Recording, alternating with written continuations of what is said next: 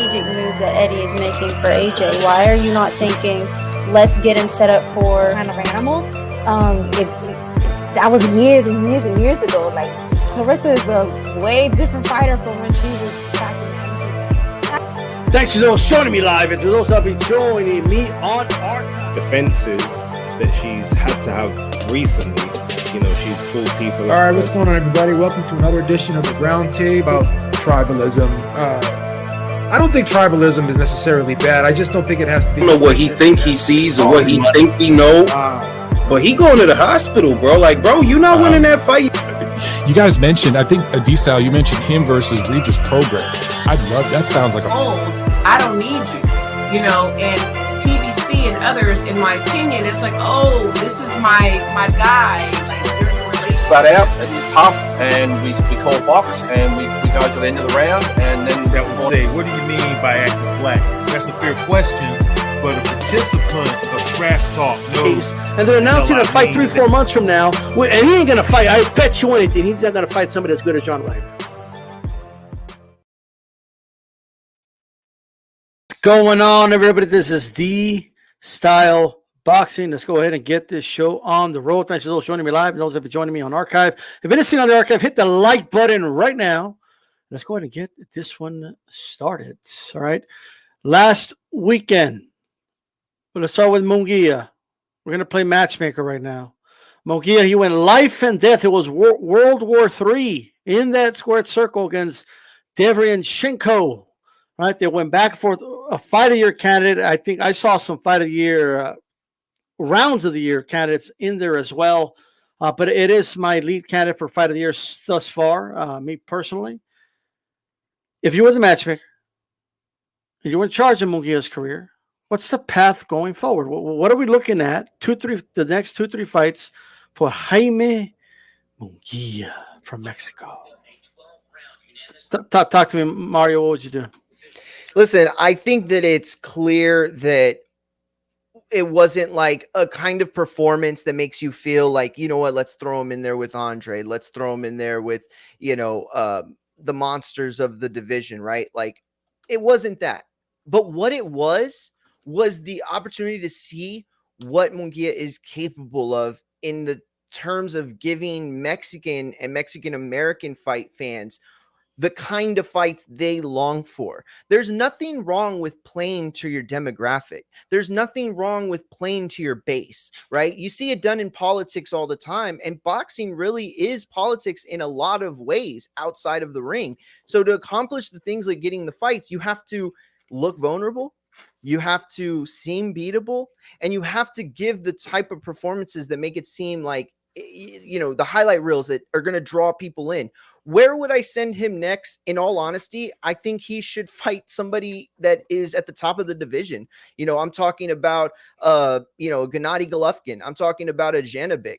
Janibek looked good the other night, but I don't think he's ever looked incredible. You know, Adames, like, all these fights are makeable fights. But I think, though, if you're going to kind of get the most bang for your buck and want Mungia to get the most high profile win, the winner of Danny Garcia, Arislandi Lara, is the kind of fight that he could win and the kind of fight that would draw him the kind of name recognition that he's looking for. Any of the other fights with Janibek or with Carlos, they're fights that are bigger risk than they are with the reward.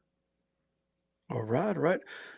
Chicano Prophet making his comeback to the roundtable. He hasn't been in the roundtable since it was called the Leave It in Ring roundtable. That's how long it's been gone. But Chicano, talk to us here. What should be done? Like, that's kind of like, of course, I want to know what matches you would put him in, but why? Like, what would your thinking be? Put him in these matches. Well, I think that Mungia had a fight that wasn't his best, but I have seen him better. I think he's a guy who can show up on the day and give a better performance. I think he should campaign at 168 moving forward. I think that he should try to reign there, because I think that 160, although he could snag an easy belt, like, I think it's kind of a stale division, and the real money is where Canelo's at. I think that he should try to lobby to potentially get a Canelo fight. Now, there's been this idea that Canelo's been ducking Mexicans for a really long time, and that started with Mungia, who was a 154-pounder, while Canelo was a 160-pounder, right? That's where it started. And I think that Mungia does give us very exciting fights. So if I was Mungia's handlers, I would keep them sharp, right? Maybe give him like another soft touch at 168. And that division is not that deep either, right? I think he can make some noise there. I think you mentioned this on Twitter, D-Style, throw him in there against a Berlanga, throw him in there against other big fighters where, it could be a good fight. And on top of that too, Mungia is a draw. He actually brings a crowd. I think he should stay at 168, and I think he should try to get the Canelo fight sometime next year. All right, there we go. By the way, shout out to everybody in the chat. And for those that are not aware, you catch Chicano Prophet on the Al Chile podcast. They're like pirates, so they don't have a set time, but if you subscribe, you could catch them on there. And of course, Infighting Pot with Mario Mungia. So make sure you subscribe. When are you on live, Mario? Every day. Every day. Week. The time Every is day. not set. So there you go. Just make sure you subscribe. He'll post comment. Mario Mungia is posting right there. So make sure you guys subscribe to this channel as well. And I want to thank you guys for coming on, of course, and giving us your time on the round table. Joe Habib, you are given the power of matchmaker. What's the route you're going to go with Mungia? Oh, if I'm the matchmaker, I would probably look for someone like maybe an Anthony Durrell to throw him in there with, because Durrell is a solid guy, a little bit long in the tooth. That's a good fight. But he's always seemed to hover in that top 10. So if you get a win over Durrell, it could kind of stabilize you or maybe bump you up a little bit in the ratings at 168. It seems like he's going to be competing at 168 now instead of 160. So that would be a good fight. I was thinking about the Ryder fight, but that may be a little bit too much given the fact that Ryder's a really good inside fighter, just like Derevyanchenko is. But the difference with Ryder is I don't think he's got as quick as feet as Derevyanchenko. I would argue maybe that Derevyanchenko is, in my opinion, probably a better boxer than Ryder, all-around fighter than Ryder, believe it or not. You can make an argument either way. But the Ryder fight, I was thinking about, but I think I would probably take the Durrell fight instead. I think it's a more winnable fight. It's a safer fight after a tough performance like that, in my opinion. Yeah, look, I like a lot of these matches, and I would go the route of, you know what, we're going to market this guy as, I know that's not really the job of the matchmaker, but with the direction of this is an action fighter, and I would market him as the most exciting fighter in boxing. That's the direction I would go. I like the Durrell fight because that's going to be a great fight. I like the Ryder fight because that would be possibly a fight of the year candidate. And Ryder might win, but I still think people will still want to see Mungia after that. Yeah. If you market him that way, if you market him as the next Julio Cesar Chavez, good luck. Because he's not. I think, I think we know he's not the heir apparent for Mexican boxing in terms of being that Olivares, that Chavez type. You know what I mean? Even Canelo, he's not there. He's a good fighter, and it really hit me when I was watching Julio Cesar Chavez, speaking of him, watching the fight at ringside, jumping up and down because he was just loving the fight. You know what I mean? And when he heard Derevyanchenko and he's pumping his fist, and people just want to see this guy in exciting, put him in there in exciting barn burners, because I know the counter to that is, but these thought, what? You just want him to be in rock'em sock'ems and just get hurt? He's in rock'em sock'ems anyway. He's going rock'em sock'em with all these dudes. So you might as well just throw him in there, and he might pull off an upset. He might just pull something out of a hat in the ring. You never know. But that's what I would do. That's the route I would go. And that's what I have to say about that.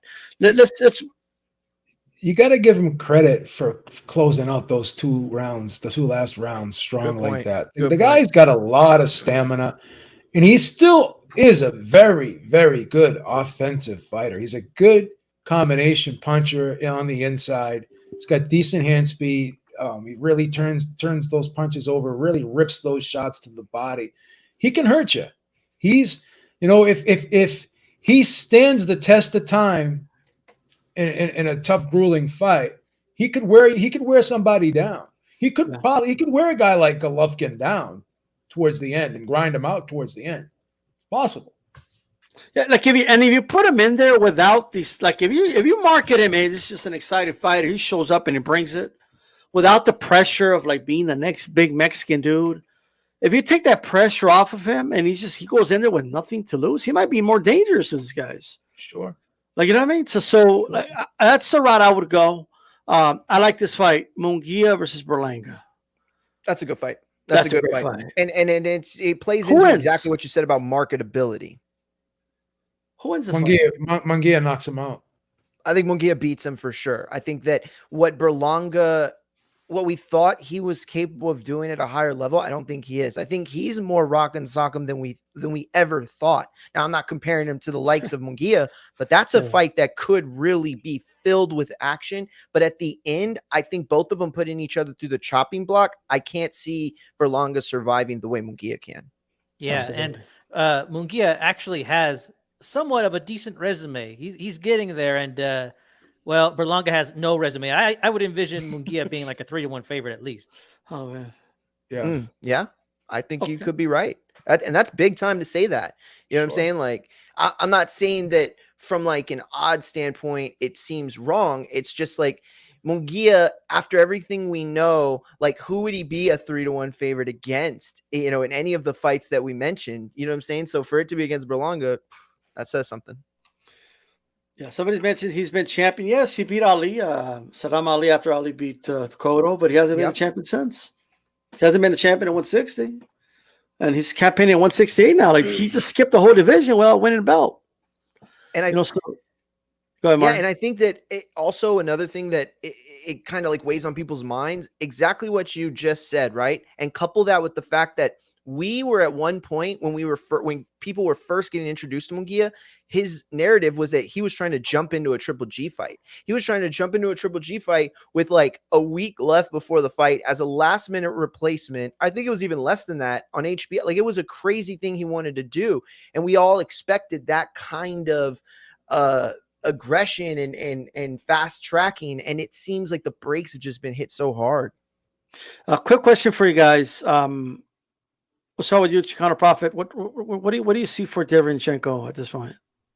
I see him as a very high level gatekeeper. I think that you could throw him in as a really solid B-side fighter against people who are up and coming, but are trying to crack that top 5, that are trying to get perhaps like a real fight against Benavidez or Canelo, something like that. Like I see him being very formidable, somebody you could add to your resume, but who should ultimately take the loss if he's matched correctly. Okay. Mario, Derevyanchenko, he kind of came out short here, but what do you think? My problem with him is the age. It's the fights that he's had. But he's 0-4 against all these and 0-4 in fights that he could have won, that some fans think he won. So it's so crazy to know that, like, I just feel like his career cannot end before he gets a big win, and it doesn't have to be this huge, like Canelo sized win, but something significant, something where he goes in like a dog, like normal, and comes out the victor because he does what we expect him to do. What's next at his age? It's really hard to predict, but I think fans love him. He's like a little like Rocky type of, story. And that just keeps building more and more. And by the way, he's a very great example of the idea of a loss propelling you more. You know what I mean? Like people always think like you win, then you move on, you lose, and you go to the side. That's the narrative in boxing and combat sports in general. But he is a great example of what somebody can accomplish by raising their profile and fighting hard, even in a loss. Absolutely. Joe Beeb, Jersey Joe Walcott, kept going back to the well, and he made it happen in his 5th attempt, right? Finally became heavyweight champion of the world after failing 4 times. He did it the 5th time. Can Derevyanchenko do it? Now, granted, this was not a title fight, but can he fight another big fight and win that 5th one at least?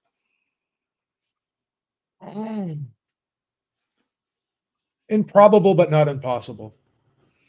So that's enough. Oh, man. If there was listening to this, he's like, damn. Well, here's the thing. The guy's 37. He's a veteran like myself. I don't want to throw shade on him. I mean, I don't like to close the door, man. Hey, you two look younger than him, too, by the way. I'm like the Godfather, man. I don't like saying no. Oh man. Well, it is. It is what it is. Look, I don't know. Maybe he should. I think there's a shot against Janovic. I mean, why? Just give it a shot. Like, see what happens. You know what I mean? And but we'll see. But Teofimo Lopez, after silencing many of his critics with his performance versus Josh Taylor. What is next for him? And let me add this breaking news today. He vacated his WBO title. Joe B, we're going to start with you. What is next for this guy? Do you see anything? Is he really retiring, even though he vacated the belt? Is it just him putting a message out? What do you think? I could see this guy honestly taking a long layoff and then coming back because he needs to. Because he needs the money. So I wouldn't be surprised if he does sit out a year. Vacated the title, right? That shows you that he does want to step away for a while. He doesn't want to have to deal with the mandatories, doesn't want to have to deal with boxing. Maybe he wants to take a break, work this thing out with his family, right? He's focusing on his son a lot more. So I could see him taking a year off and then coming back against whoever is the flavor of the month at the time when he comes back. So you do like at least a year, you think? I think he walks away. I don't think he's motivated because, again, he does have some stuff going on outside the ring. He does have some sponsorships. He wants to work on probably, maybe opening up a gym, training kids, working with kids. He probably has enough money to start something up, right? And he'll give that a shot. And it may or may not be as successful as he anticipates. And then he may have to come back after a year. Who knows? All right. Mario. Yeah, listen, I was watching a documentary the other night. It was on Max, HBO Max, about a guy who thinks his parents killed his sister when he was younger, right? And they were talking about how when men used to come back from war, they were just like, they had all this PTSD and all this like stuff going on about what they had experienced, but they were men, men in the 50s and 60s and 70s, and they couldn't show, any sort of lapses in mental health, and they had to be strong, and they had to do this and that, right? And all these things point to a fact that, back then there was this stigma on men, taking care of themselves. I think that boxing is such a more harder sport than people ever give it the credit for. Like the PTSD of being punched in the face or knocking someone out cold, whether you acknowledge it or not, subconsciously, it could have an effect. You can look at Teo and say, well, he's still young. He hasn't really had a ton of fights, compared to other guys. But none of that really is an answer of whether or not he's at a point where retirement is the right idea. He tried to come out after the fight, after winning, and saying, did y'all believe me? Did y'all believe them? I was crazy. I fooled y'all. Ha ha ha. Like, yeah, I don't know if you were really playing there, champ. I don't know how much of that was, finessing for ticket sales and views, and how much of it was you're just like impulse controls just off the chart. So I agree with Beeb. I think that we have not seen the last time Teo's fighting. Okay, he's going to fight again. I think he could walk away for a year, maybe even longer. I think he could walk away because when you think about all the positive things he's accomplished in the ring, they were all just dismissed and shitted on by fans and media in a split second. That kind of shit plays with your mind. It's like, you have to live up to these impossible standards to satisfy everyone. And when you fall even a little bit short, everyone shits on you. So it's like, what kind of sport is that to even be in? What kind of business is that to even be in? But ultimately, I do think that he'll find that passion again because he is a fighter and he's great at it. And I think that people are going to want to see him again. What do you think, Chicano? Is this all an act? Is it real? Is like what do you think's going on here? Well, I definitely agree with what Mario is saying. I could see Teofimo being kind of disgusted with the industry as a whole. It's hard to even be a boxing fan sometimes. And so if Teofimo has retired, I think that he has his own plan, which he's implemented. I think it was intentional for him to retire at this time. And I think he does have a plan to come back. And when he does come back, man, I would love to see him in the hottest fights. I think he should still be mouthy. I think he should call fighters bitches. He should do what he's doing anyways. Keep that buzz going. Like he's going to lose some momentum being on the sidelines, but I don't think anybody could have a real claim to being a 140-pound champion unless they went undisputed, right? And even if you did go undisputed, and I know we're going to talk about this later, like, well, you're still not Lenio, baby. And are you even Ring Magazine champion? Like, to me, like, he's the man until he's definitively retired for a little while. Should we take him at his word? I think it's interesting that all of us just are not, but I think it's the natural thing. He is very young, but he could have wear and tear. He could be tired of it, but I think he's only got more money to make right now. And like Beef said, I think that he could get something going, but right now he could start making some real paydays and really start adding to his legacy with every big fight moving forward. He is the guy to see. I think he should wait for those 135-pounders to move up and then start talking some more mess. Okay.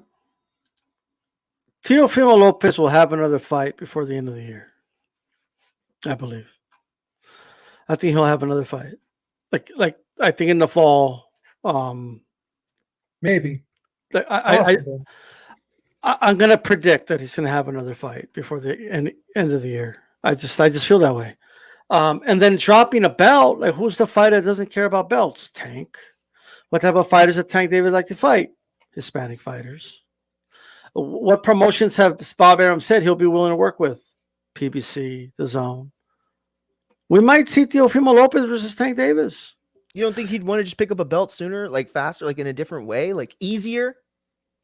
No, like in other words, I think he wants the money. He wants to be rewarded for his time in the ring. Okay. He feels jaded, bro. He feels, what's the thing? I only got $1 million for this fight. Well, when you say stuff like that, you reveal to me you're not really walking away.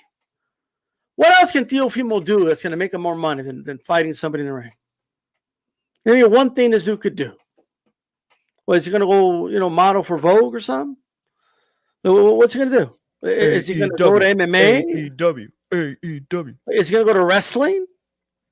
I just, what is he going to do that's going to get him this amount of money? You don't say things like, I only got $1 million for this fight. Are you kidding me? And then walk away. Because $1 million is better than nothing. You don't say stuff like that. You say the opposite. You say, I'm already set. I already got my money. Well, guess what? You got $1 million. A cut of that's going to go to your dad. Your pop's going to get a cut of that. Your strength and conditioning coach, well, you did have this time, and I think it made a big difference for him. He's going to get his cut. Your manager's going to get his cut. Bob's going to get his cut. Everyone's going to get their cut. And once everyone gets their cut, you're going to have a very, very thin line left. About 250,000 is going to be left. So he's going to quit in the mid-20s. He's set for life with $250,000. They'll probably get $300,000 out of that $1 million. Let's say he gets $400,000. Is he set for life now?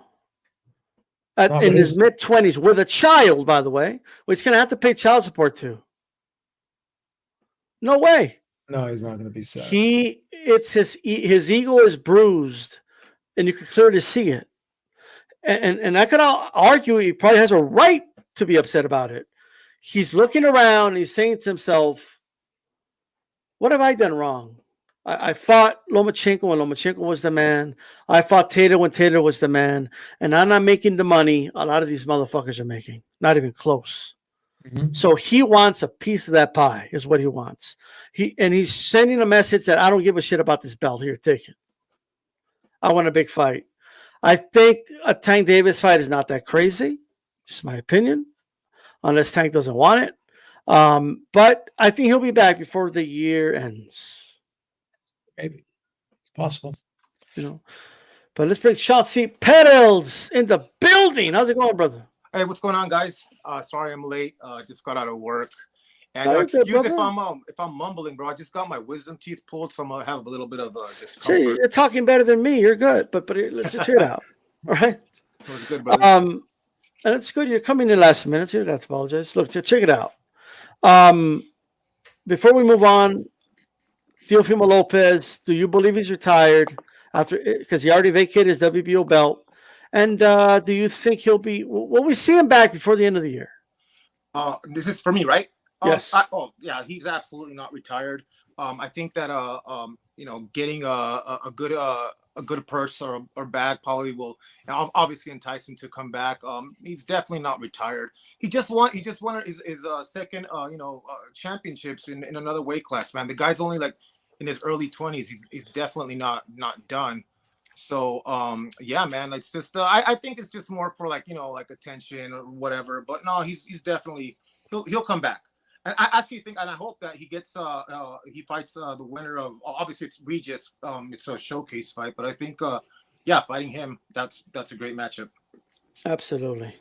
I'm glad. That's a good segue. Ladies and gentlemen, we have 2 showcase fights pretty much this weekend.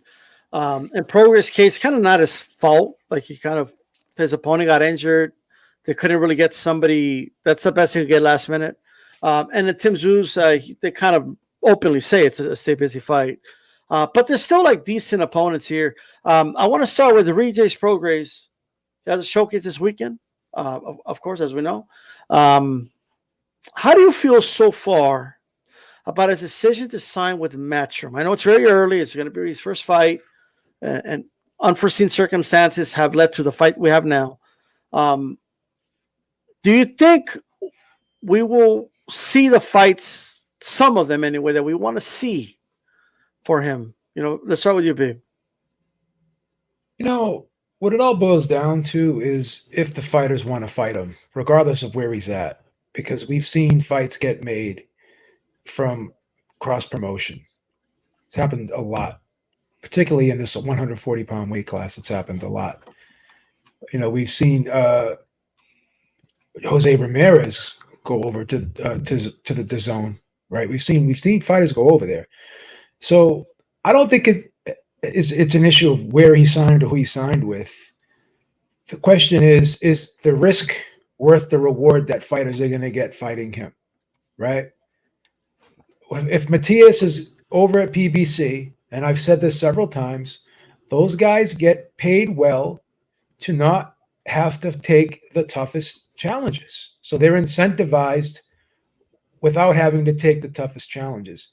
So is there a motivation for Subriel Matias to go over and fight Regis Prograis when he's making good money defending his title regularly over at the PBC?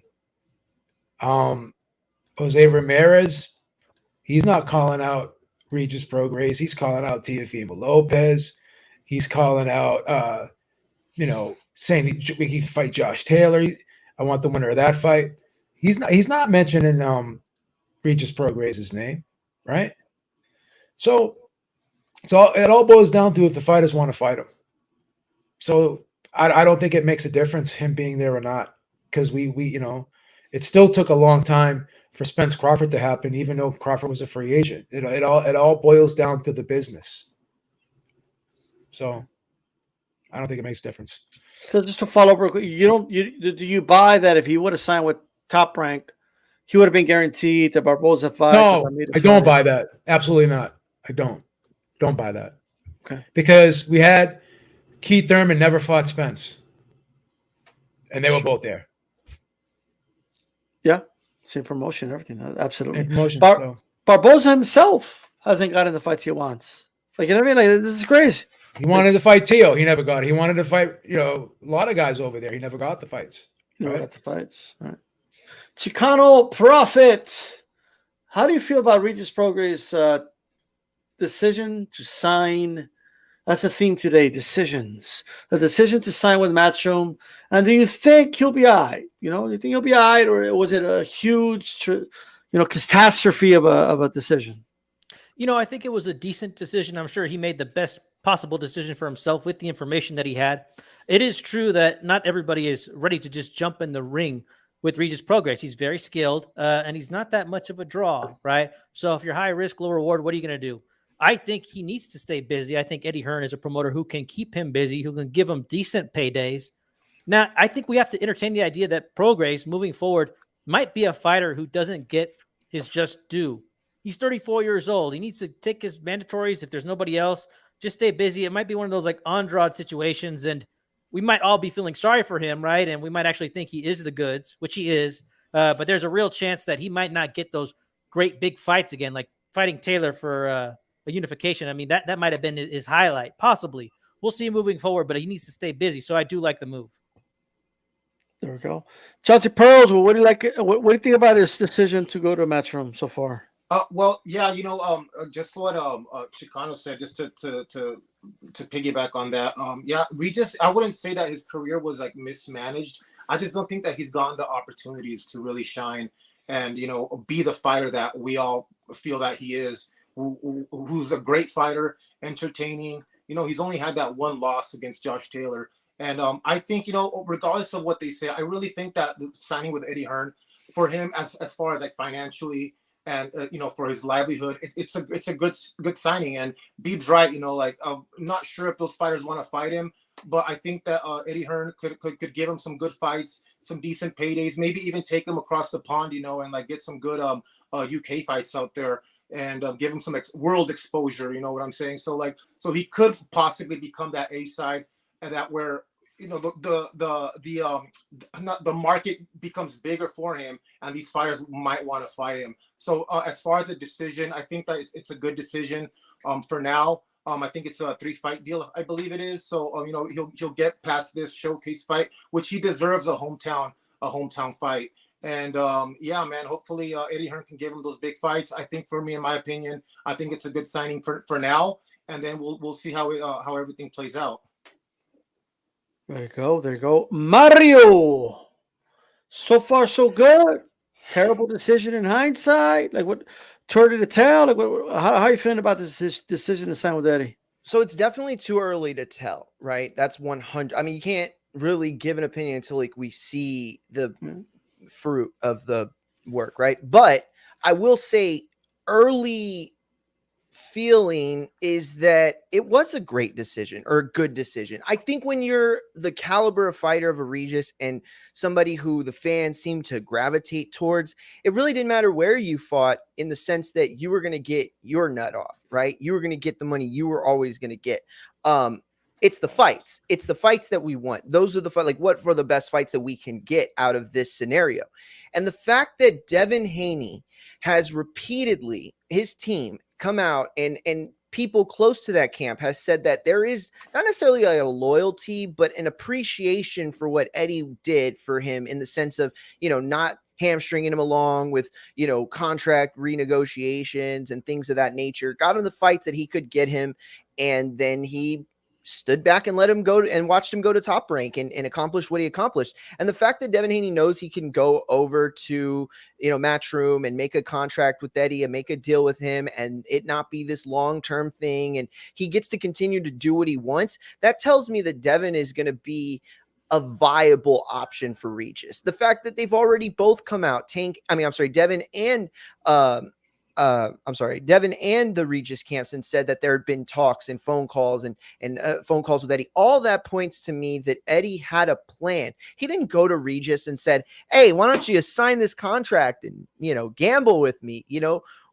It wasn't that kind of situation. I guarantee it was like, look, we got this fight right here we want to open up with, okay? And then at the end of the year, we want to schedule this. And then, you know what I mean? Like, there was this plan. There had to have been, because there were so many viable options for him that I think he chose the one that was best for the situation right now. And I think, I think we're going to see some of those fights materialize for Matchroom and Regis. All right. Got some interesting information here. But I want to say this. Sorry for the off track. Whether it works out or not, I don't know. But I do know this. He signed like right after Matchroom had done an extension with the Zone. It's only 3 fights, so even if it doesn't work out, he's going to get the Zone's money, and he could always go somewhere else if for whatever reason it's not working out. Great point.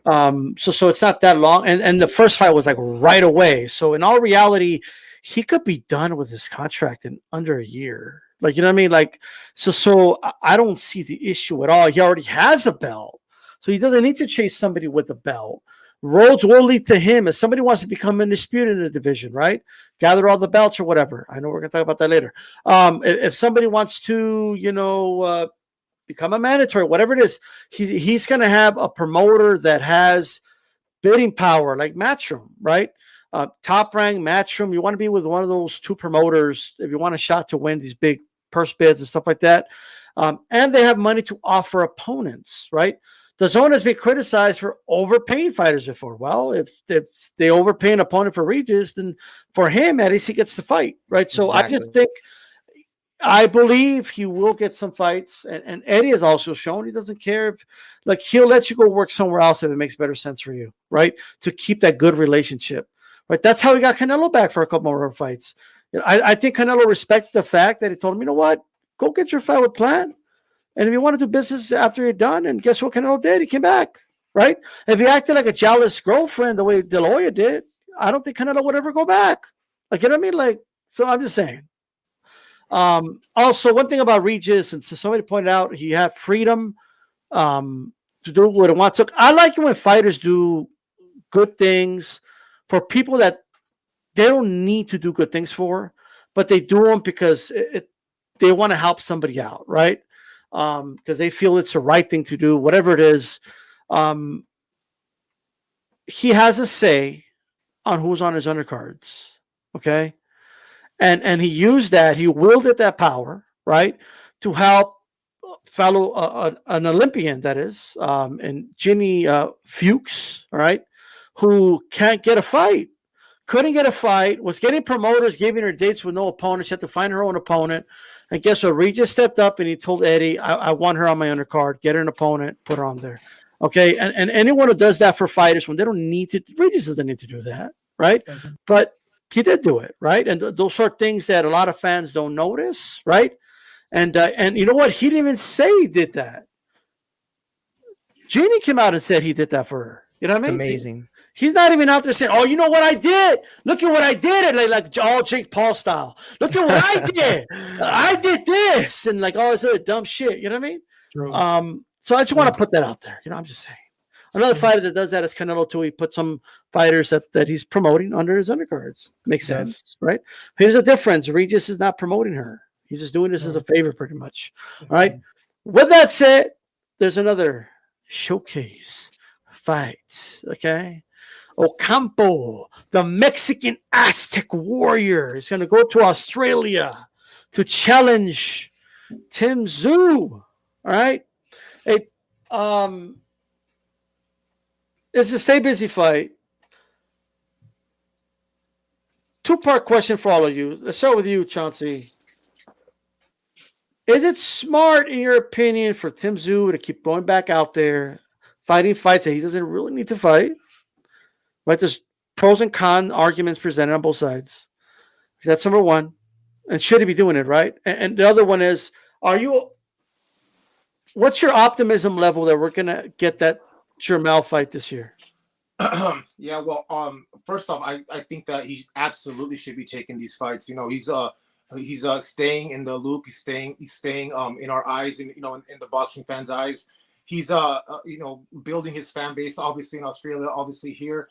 He needs to stay sharp. It's a great decision. Ocampo's, it is like a showcase fight, but Ocampo does possess that power. You know what I'm saying?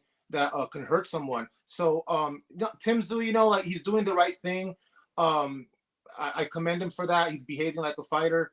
And I think that the Jermell fight happens. Yeah, I think I do. I think maybe November, October. I think it does happen eventually. So yeah, Mel, like, heal up and let's make this fight happen, because that's a fight that I definitely want to see. I do favor Jermell in that fight. But yeah, man, Tszyu, all good, man. Like more power to him for taking these fights, man. Absolutely. All right.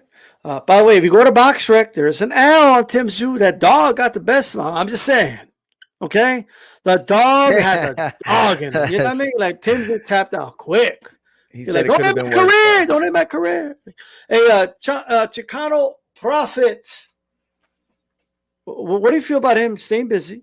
Smart? Is it dumb, like some people are saying? What are you doing? You're risking everything. You could get, even if you win, you could get injured. Like, what are you doing? Right. The other one is, are you optimistic that we're going to get that Jermell fight later this year? I think it's great that Tszyu is staying busy. It's nice to see him. Oh, excuse me, Tim Tszyu, the son. It's nice to see him doing his thing. I hope Kasha's still not out there doing his thing. My bad. But you know what? He's got one hell of a fan base. We know this, right? And he should be entertaining his people in Australia, because once he becomes big time, maybe he could bring fighters over, especially if he does beat Jermell Charlo and brings the belts over to Australia, because there is money to be made there. But typically, you leave Australia, right, to come fight in the United States, to fight in Europe possibly. There's big fights for him on the horizon, and I do think it's smart that he stays busy. This is kind of what I would consider to be a low-risk fight, and I do think that he probably will get the Jermell Charlo fight. I don't think that Jermell Charlo is scared of Tszyu. I think that he wants that smoke, unless Jermell Charlo's handlers have different plans for him. If they do, like to move him up to 160 to do something, to move him up to 168 or whatever, right? Well, that's that wouldn't be a duck in my opinion. That's just Jermell Charlo's natural path. I don't think he has anything to prove by facing Tszyu if he chooses to move up. But if he does stay in the Tim Tszyu. But if he does stay in the division, he should fight Tszyu next. Okay. All right. Joe Beeb, same to you, brother. This will be his second fight this year. When you're fighting upper level or, solid guys, I think the sweet spot, in my opinion, is 3. Canelo, I think, had 4 fights in a 12-month period, and he said he felt burnt out by it a little bit. So it's not just the fights, it's also the training camps. So I think at this level, when you're fighting 12-round fights, I think 3 is pretty good. So if he can get one more in by the end of the year, that's great. Do I think it's going to be Jermell Charlo? Absolutely not. I think Jermell Charlo is going to probably take the rest of the year off, and when he comes back, he's going to go up to middleweight. That's just my opinion, but I could be wrong there. But for Tim Tszyu's sake, I hope I'm wrong, because he wanted that fight. It's a big fight. It's an intriguing fight. It's for the undisputed. So I hope I'm wrong, but something tells me I'm not. I don't think that we're going to get that fight. But yeah, 2 fights in, that's not bad. Maybe one more before the year's out, towards the end, and maybe in the wintertime. I think he's fine. But I don't think he's going to get that Charlo fight, unfortunately, in my opinion.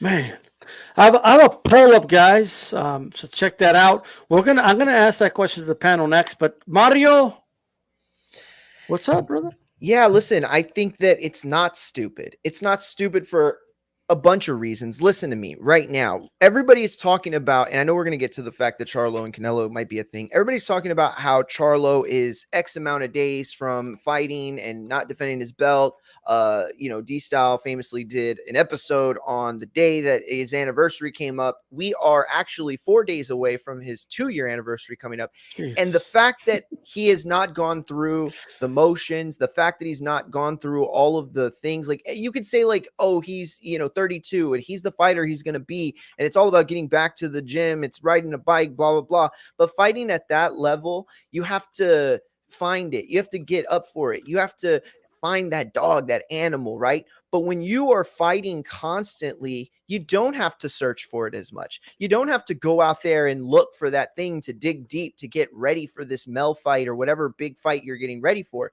He should beat guys like Ocampo, right? Ocampo is not just a walkover. I mean, I'm not saying that it's a fight he's going to lose to Tim Tszyu, but I am saying that the only 2 people that have ever beat Ocampo are 2 very well-recognized fighters that have shown solid ability. One of them is a giant Gonzalez type of fighter, and the other one could very well be the best pound for pound fighter on the planet. He's going to try to prove that against Bud Crawford. So I think that when you look at who he's fighting, it's the perfect kind of fight, right? It's the kind of fight that he should win if he's at the level that he says he is, if he's at the level where he's a viable opponent for a Mel and could win.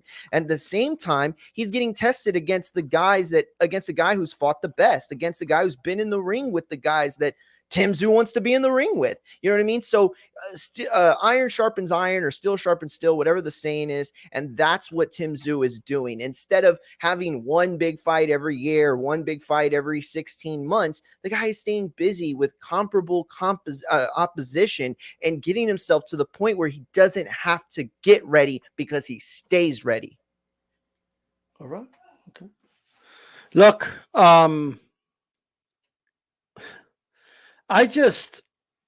here's what I'll say. And I hear you, Chicano, on the point of about he doesn't owe a fight to, he didn't need to prove anything to Tim Tszyu. If he moves up, you're okay with it. I would agree with you if we were having this conversation a year ago, 2022. But we are halfway through the year 2023, where he agreed to fight Tim and is scheduled to fight 7 months out. And then a week before, or 2 weeks before the fight, more or less, I forget the exact timing. I think it was like 3 weeks before the fight, he got injured. Fair play. And this man said, I'll wait for you. You know what? I'll fight the next best dude. I'll fight Harrison. Harrison's been calling for a trilogy with you. He says he wants you. I'll take care of this Harrison problem for you, right? And then heal up champ. And then when you're ready, I'll fight you, right? And then, now he's still staying busy. He's going to fight Ocampo. If he turns around and just says, I'm going to go to 160. I honestly think that's a dick move. It's got to be honest, if he does that. My opinion. Any response, Chicano? Hey, I mean, it is what it is. I mean, I think Tszyu is the goods, but Jermell already went undisputed. He had all this respect a little while ago, but you're right. He did commit. But like I said, it might be a little bit out of his hands. I think he has handlers who tell him what to do. So unless he's really going to put his foot down like Spence seemingly did, I mean, he might just have to go with the flow. The fighter is the boss, though, man. When they hide behind that, oh well, my promoter this, my advisor that. I realize they pay these guys to help them out and advise them, but at the end of the day, they have the final say. Well, I mean, so they should. He either wants to fight Tszyu and stay at 154, or he doesn't. I just don't think he wants to be undisputed anymore. I think he's already talked about how, he's got all the belts and he doesn't care anymore. Like, why am I paying these sanctioning fees? I've already fought everyone I wanted to fight. And then he's like calling out Canelo, which is kind of a publicity stunt. We know that, but I think a lot of his language and just his mannerisms and just the way he's been acting suggests that he doesn't want to fight at 154 anymore, in my opinion. But I could be wrong. And really quick, guys. I would say, D-Star, it is kind of a dick move. And you know what? I wish that these guys would want to defend their undisputedness at least once, before they move up to the next weight class. And that would be really unfortunate if he doesn't give Tim Tszyu a shot and then defend his undisputed and then move up to the next division. But it seems like these guys, they get their belts and then they just want to relinquish them and move on. And I don't know.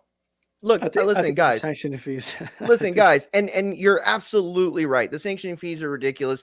I don't want to take this conversation back to something and make it about something else, but I do think that this point is valid. If you missed Calix and D-Style show this past week, and if you missed Beeb show, what they talked about was lineage, and what they talked about was undisputed and how it's determined these days, and D-Style made the point that it's kind of like being a grand champion in like tennis or golf, right? Or Grand Slam or whatever it's called, where it's a designation.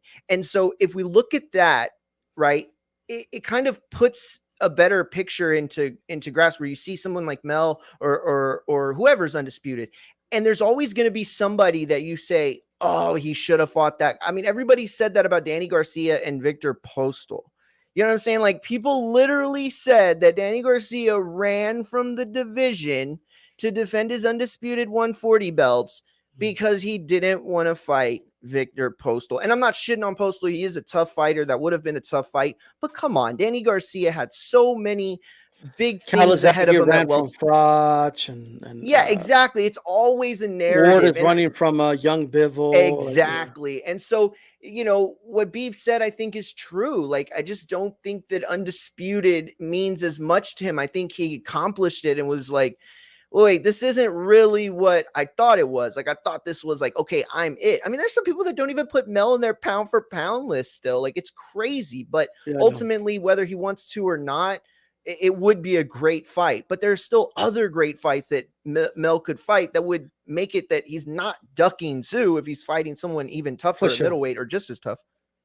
Yeah, everyone who's watching right now, make sure you hit the like button. It helps support the channel. Also, there's a new YouTube changed the chat feature, right?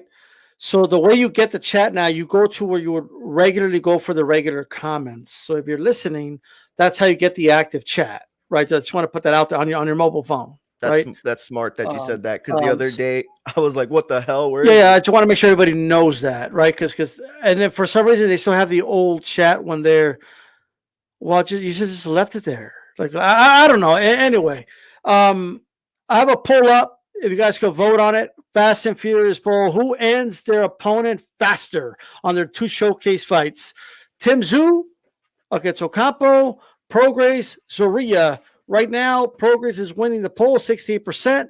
And, of course, the third option, none. Both go the distance. We'll start with you, Mario. Who wins the fight faster on Saturday? No offense. Oh, I'm sorry. I was on mute. I think it's got to be Prograis. I think that we've seen him and his style, and I haven't seen much of his opponent, but I just think he has more to prove. I think with everything that kind of diminished and the people talking about, did he make a bad choice in Matchroom? He needs to go out there and make a definitive statement. Ocampo's a very tough guy too. Okay. All right. Sounds good. All right. Joe Beeb, if you have to guess who wins this fight faster.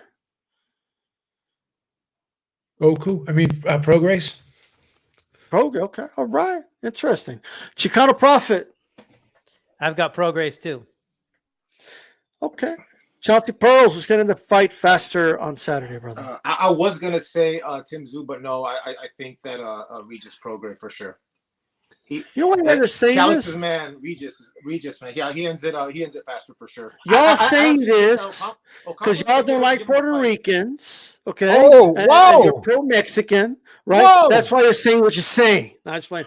No, but shout out to xenophobic. Zorrilla's never been knocked out. He went 10 rounds with freaking what's his name? Barboza. Xenophobic, man. Ocampo, like he got knocked out by Regis Prograis. I don't know, by Spence. hey, who wins the fight faster on Saturday? Regis Prograis or Tim Tszyu? Are you asking me? Yes. Yeah, I'm sorry, Carlos. Yes, that's right.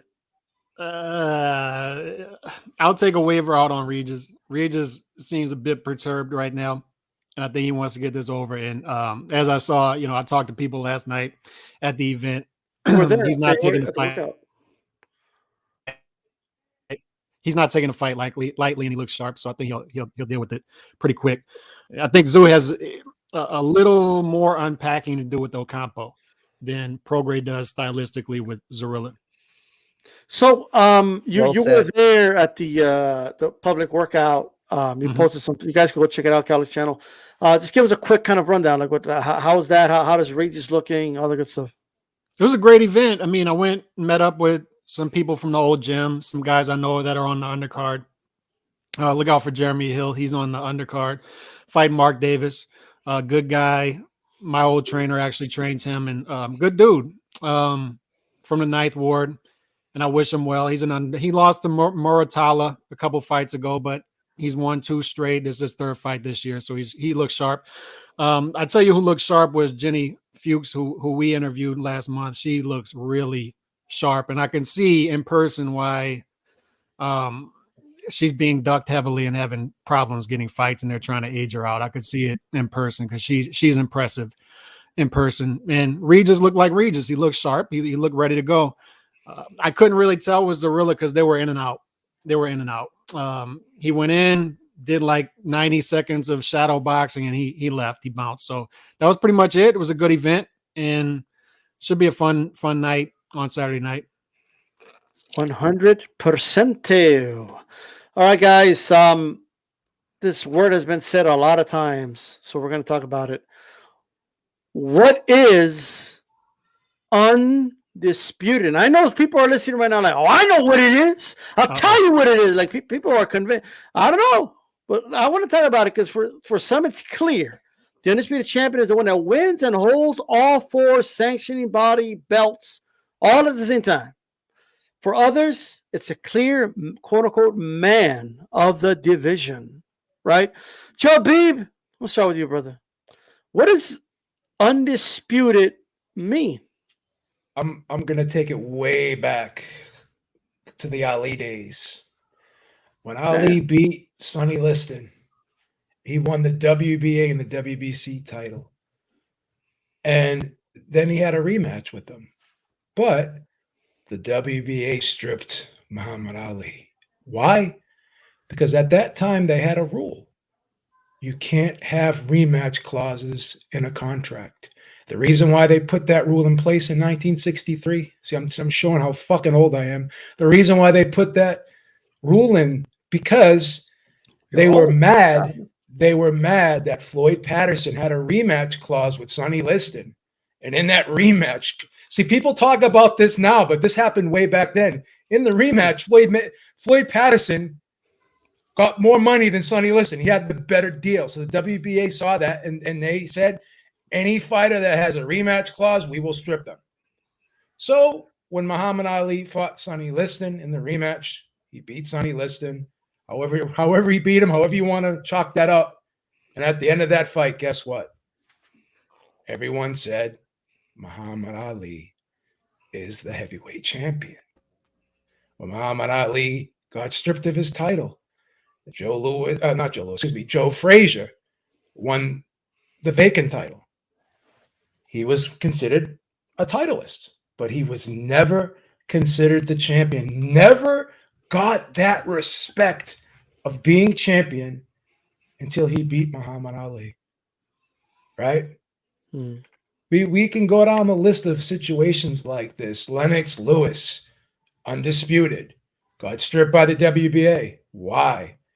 Because he wouldn't fight John Ruiz. And I like John Ruiz, the quiet man, very nice guy. Used to live 10 minutes from this house, Chelsea, Mass. Nicest guy in the world. Met him, shook his hand, donated hundreds of thousands of dollars to the Chelsea school system, bought the football team equipment. Yeah. So I'm not trying to say anything bad about the guy, but no one's ever going to say Lennox Lewis was not the man because he did not fight John Ruiz. Right? So to me, undisputed is a designation. It means who is the man of that division, whether you want to call it lineal, whatever the case may be. It's a designation. And if someone is the man, whether it be if he has all 3 belts or all 4 belts, and for some reason he decides I'm going to vacate this because I don't want to fight a ridiculous mandatory that these sanctioning bodies are asking me to fight, or I don't want to pay the sanctioning fee, I don't think he loses that status, that designation. The fighters make the belts. The belts don't make the fighter. No one's going to sit here and tell me that Teofimo Lopez has to validate his position by fighting Raleigh Romero for that WBA title. No one's going to tell me that. That's an extreme example now. No, well, it's a legitimate, realistic, plausible example, right? It's the same thing when Michael Spinks beat Larry Holmes, and after he beat Larry Holmes, he fought Jerry Cooney, and the IBF stripped him. He fought Jerry Cooney because he was going to get $4 million instead of fighting the mandatory challenger, Tony Tucker, which is the IBF. And if you go and watch that fight and you look at it at BoxRec, it says the World Heavyweight Championship. So the fighters are, if they're great, they are bigger than the titles. They define the titles. The titles don't define who they are. So I'm not going to perpetuate the ridiculousness of these sanctioning bodies. And here's another thing too, and I'm going to wrap this up because I don't want to go on too long because I can make a whole show out of this. In life, something has value when there's fewer of something, right? Lamborghini is valuable. Why? Because there's not a lot of them, right? So the belts have lost value over the years. Why? Because there's too fucking many of them. You got the number 1 guy has to validate himself by beating the number 4 guy, when before all he had to do was beat the number 2 guy. And then you have the sanctioning bodies changing their rules by the month, whereas when you were the number 1 ranked guy in the division, you were designated as the mandatory. Now you got guys ranked number 5 who can be instilled as the mandatory challenger. Right? Dominic Brazil was ranked number 5. He was the mandatory challenger to Deontay Wilder. So again, I am not going to perpetuate the ridiculousness of these sanctioning bodies. Everybody knows who the number 1 guy is. Everyone knows who the number 1, or at least the number 1 and 2 guy. No one's going to tell me that the winner of Dimitri Bivol, right, Artur Beterbiev, is not the undisputed champion because the WBC decides we're not going to sanction it.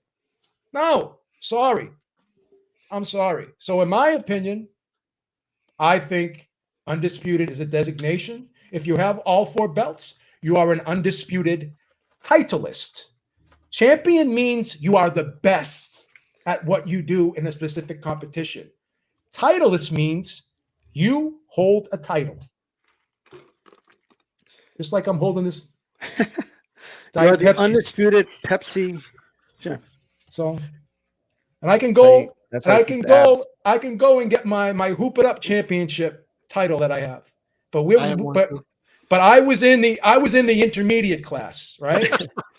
So the guys who were 6'6", who were doing 360s, those were the real champions. Beeb's squad were titleists. It's that simple. Let me ask you a follow-up real quick. Just because while you were preaching,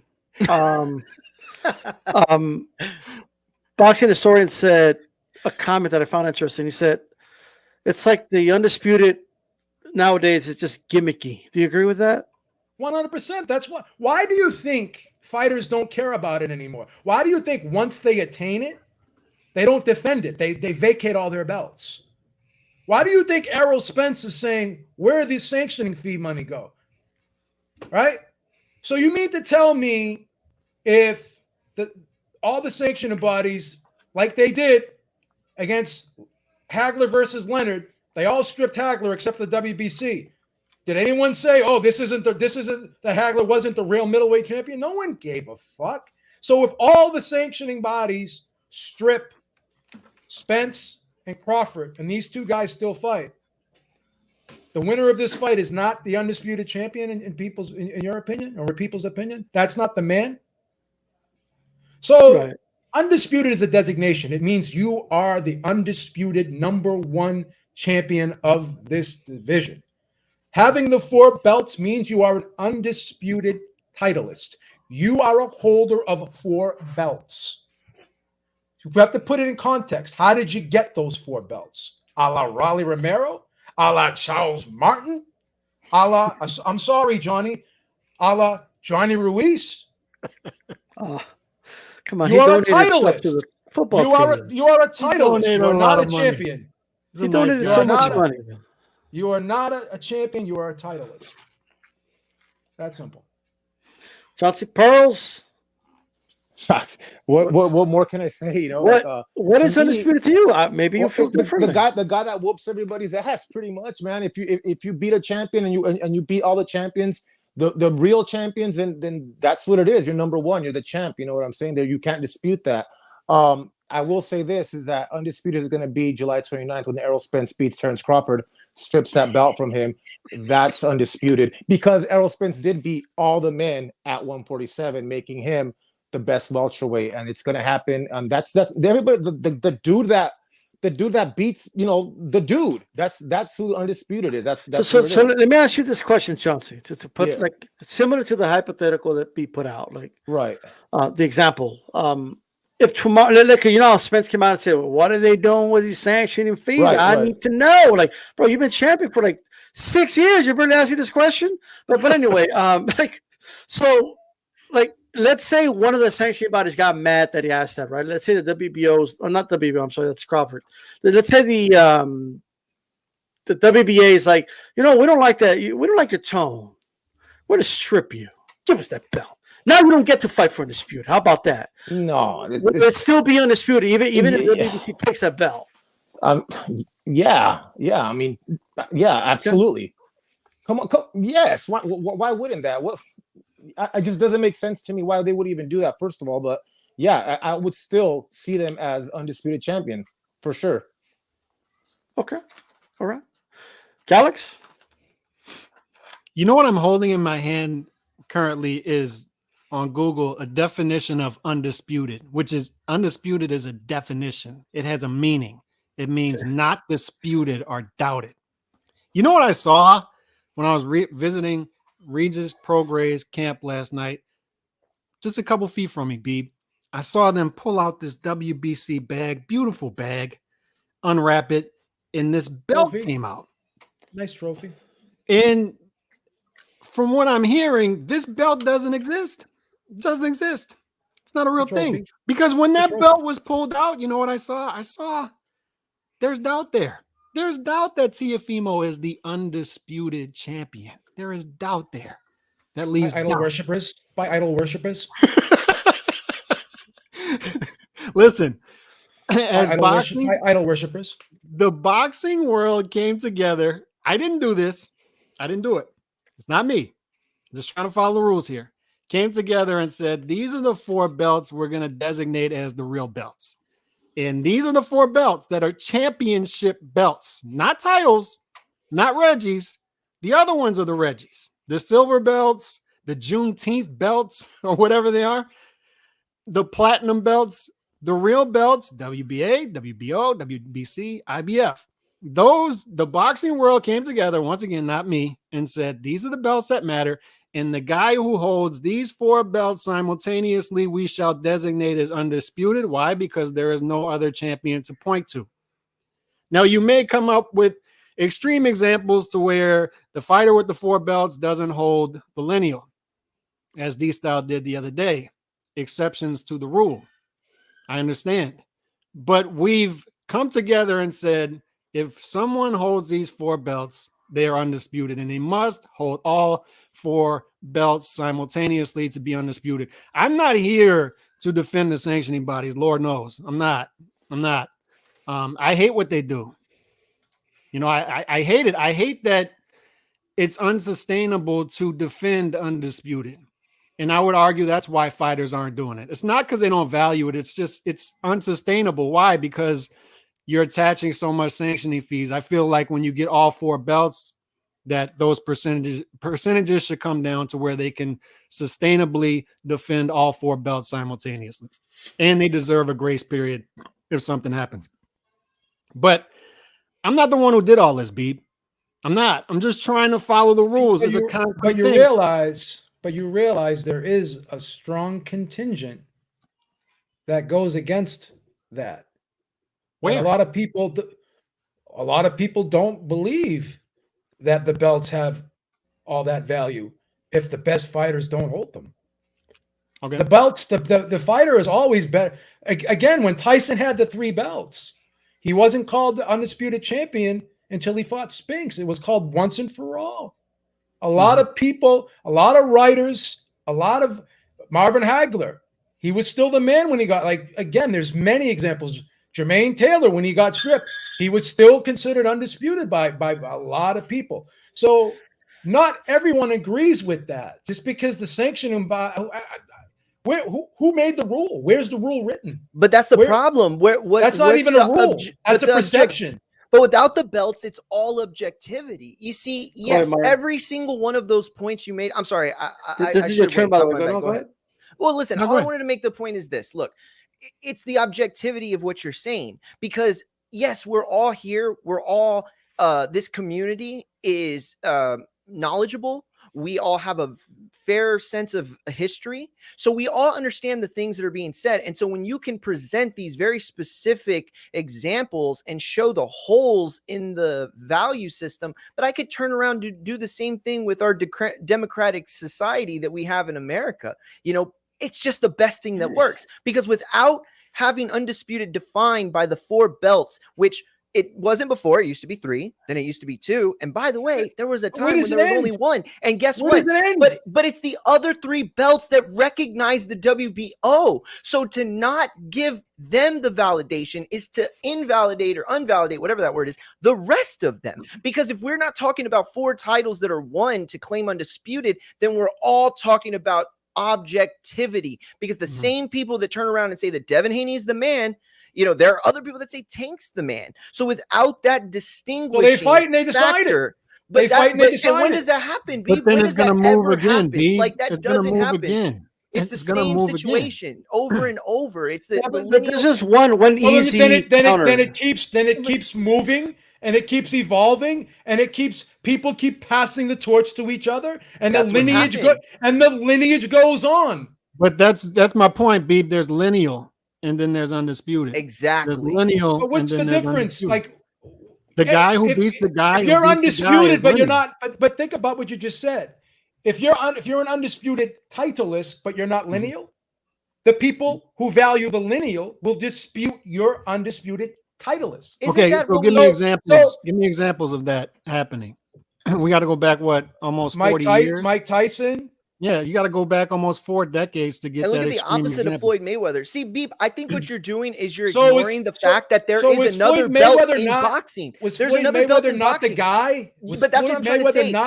So Floyd Mayweather wasn't the best fighter in his division. He That's what I'm was, but trying he to wasn't point. Listen, undisputed. And you're He not wasn't acknowledging. undisputed. So the You're not majority of acknowledging people, that there is an era. the majority of people did not say Floyd Mayweather was the number 1 welterweight in the world. What? Who disputed that?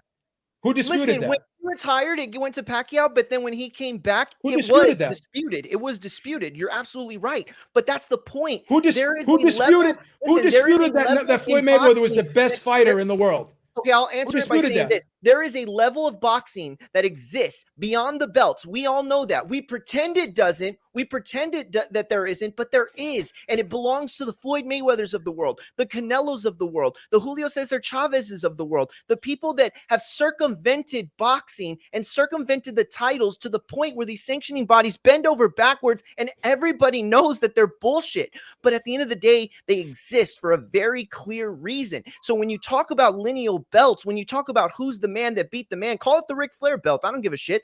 But ultimately, without understanding the distinction between the two, you're not acknowledging that there is an upper level where the belts don't matter. That's what Teo's trying to chase right now. He wants to get rid of the belts because he wants to be the name. That's what it is. It's, can you beat the undefeated Mayweather? Can you beat the King Canelo? That's what it is. Who makes it? Does the fighter make the belt, or does the belt make the fighter? Both. No, that's not Both. true. It's not true. It is true, The, though. the belt. I think it's a no, spectrum. No. The belt is a tool to help a fighter make money. A belt does not. That belt is helping Raleigh make money. It is not telling anyone he is the best. So the belt is a tool. I don't think the belts should be abolished or they're irrelevant. They are a tool for a fighter to make money. Okay? But in the same token, they also lose money through sanctioning fees. So again, undisputed is a status. It's a designation. The belts are trophies. A belt made Julius Ndongo. It got him a title fight, then it got him another title fight, and then it got him an undisputed No one said fight. he was ever the best. No one ever said he was the number 1 guy in the division. A belt put Macaboo, somebody who should have never been in talks to fight a Canelo, in talks to Again, fight these a are financial benefits. Sure. What I'm saying, I get Beeb, that. is These are financial gains. The belt made no one those ever guys. said Macaboo was the One at a best time, one cruiserweight at a in the time. world. No one The ever belt said made Macaboo those was the guys, best though. cruiserweight in the world. So That's it's the a- point I'm trying to make. You The have belt made him. examples. Go ahead. You have examples of both. Look, here would just be my wrap up of it is because I get what you're saying. I get what you're saying, but there has to be a concrete thing to establish what undisputed is. Otherwise, how do we know who undisputed is? We can't just say, oh, Beeb thought that Teofimo was undisputed back in 2023, so he was undisputed back in 2023. When we had the list of undisputed champions, we can't just subjectively just put guys on the list. We can't. So And by the way, I don't sanctioning need the sanctioning Teofimo. bodies, but the sanctioning bodies are already doing that. When they strip somebody like Sergio Martinez because his last name is not Chavez, and then they have Chavez fight Sebastian Speak for the vacant title. Mm-hmm. Now, who's the real middleweight champion? Sergio Martinez or Julio Chavez Jr.? Mm-hmm. No one said he was the real champion. Everybody knew at that time Sergio Martinez was the champion. The belts are tools for fighters to make money. They're trophies. Let's get Chicano Prophet on here. Chicano, what is undisputed to you? Well, I mean, these are all a lot of great points, but I think that in general, we give too much validity to these sanctioning bodies.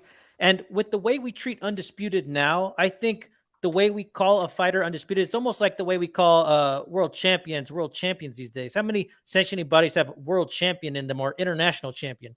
Are they really world champions? Is all these new 140-pound champions, are they really world champions?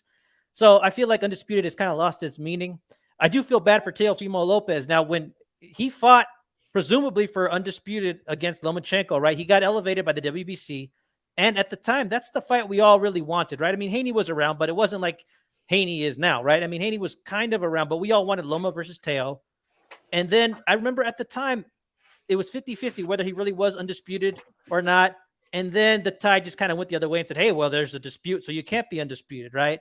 Teofimo had to be all stubborn about it, right? ESPN backed him, but even just recently in the last fight, they're starting to call him more of a 4-belt champion. So even they're backtracking. So Teofimo just kind of looks like a fool holding the bag, right? I thought that was a little bit unfair to that young man, right? I mean, to me, he was the guy who was the man at lightweight, regardless of the belts, right? So I think that we put too much credence in the designations of undisputed and world champion. I like the idea of 4-belt champion, or like Joe Abib said, possibly like an undisputed, you didn't say trinket holder, but titleist, something like that. But to me, undisputed titleist holding 4 of the titles, but an undisputed champion, meaning you are the best, you're the number one guy. Everybody knows Bivol and Beterbiev are the 2 best light heavyweights in the world. Right. Do we need belts to tell us that? No. Exactly. And to me, Fury and Usyk are the 2 best heavyweights in the world. Do we need belts to tell us that? No. So what's next? We're going to add the IBO? Again, they keep adding belts. They're diluting undisputed. Whenever you make more of something, you dilute it. You weaken it. You put too much water in your coffee, you weaken it. Put too much milk in it, you weaken it. When more is not better. So at some point, there's got to be an end to this. And I'm not against the belts per se, because it helps fighters make money. But again, we all really know who the man in the division is, or at least the top 2. Everyone knows. We're talking about multiple different things, though. Yeah, but that's. Let me say this. Let me say this. So, I believe that the belts play a role in the sport of boxing. I do. Like the belt is what helps unknown guys. I agree. Move up and get title shots, and it helps them become a titleist, get a trinket. 100%. However, here's what I'll say. There are situations where I don't need the 4 sanctioning bodies to sanction the fight for me to know that that's for the undisputed championship of the world. I give you one example. Okay, Calix, I'll ask you straight up. Marius Suleiman doesn't want to sanction the WBC. He doesn't want to sanction Bivol, right? So if Beterbiev fights Bivol, and Beterbiev wins, he still holds a belt. So I don't think you argue that.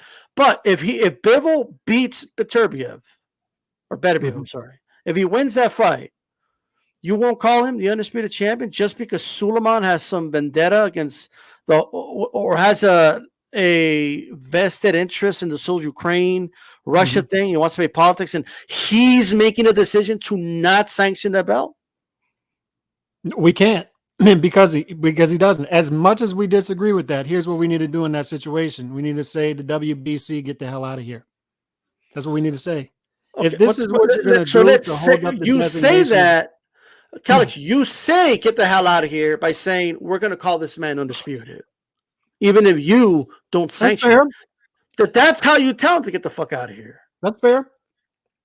It's like I'll like do that when with Roy you. Jones. When Roy Jones became undisputed at light heavyweight, he picked up two of Darius Mikushevsky's two titles that he got stripped of.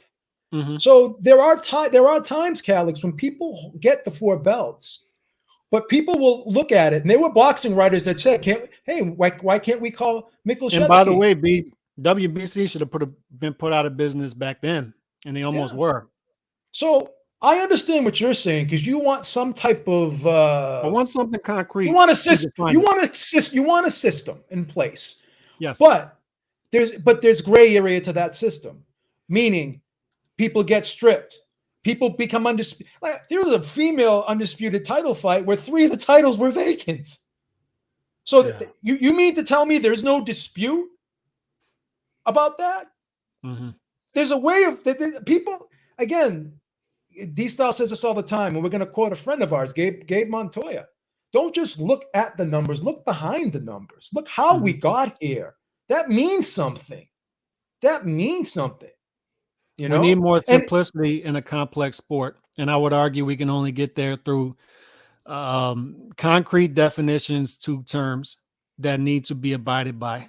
And I just can't get down with all of this subjectivity. But I understand your argument too, that the sanctioning bodies create more subjectivity. But here's what I would argue. I just want to finish with this, and then anybody could kind of give your final thoughts. But let me just say this. I'm going to argue the following.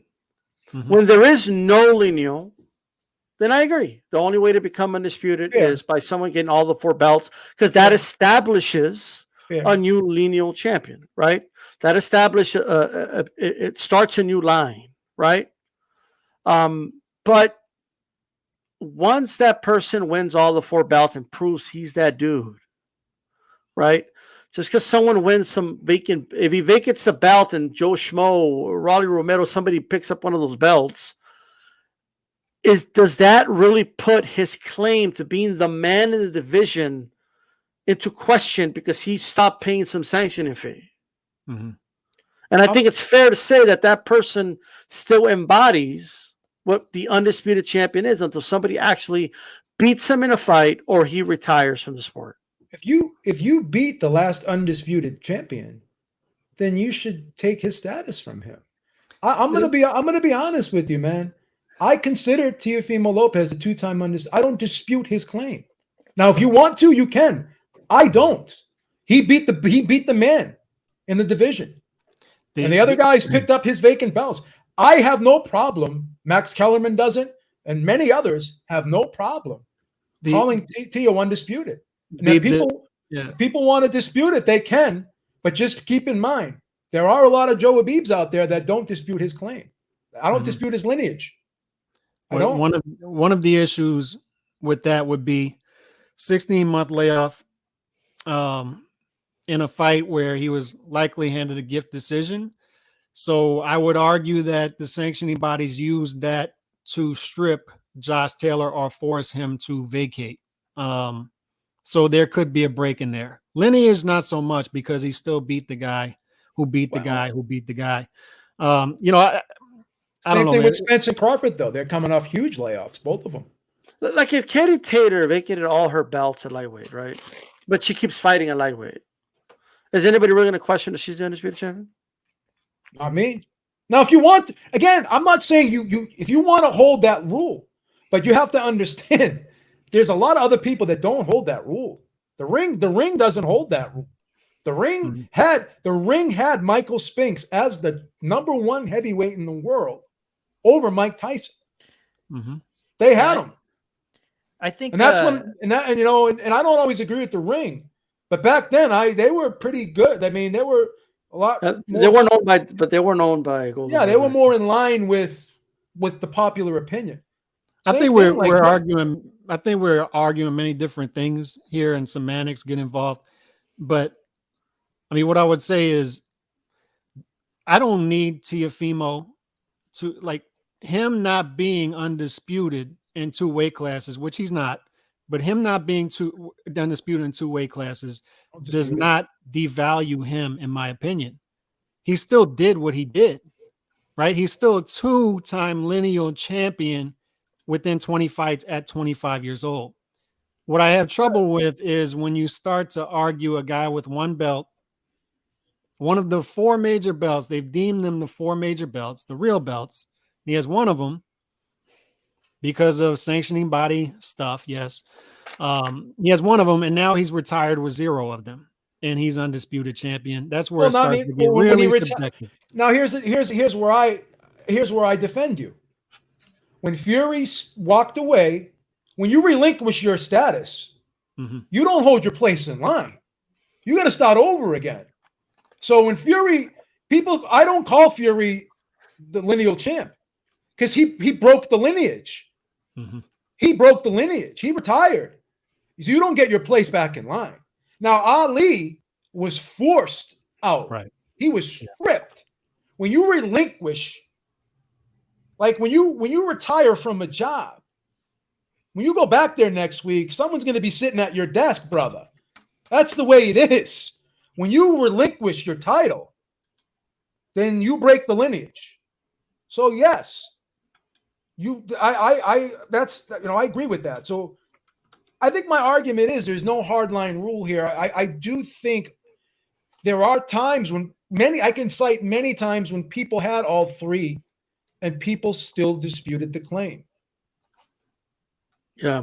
Hey, really quick, HLD says, what is a true champion? Earned, over given. Blood, sweat, and tears over participation. Participation trophy, that is. True champions over belt holders. People's champion over corporation champion. Answer the question, and there lies the truth. Well, there you go. Somebody asked, do we think, look, we're going to move on, but I think B made it clear that he considered him undisputed at 135 as well. Teofimo Lopez, that is, some will be technical about it. Some will say, well, technically speaking, WBC didn't have the belt. Go, Chicano.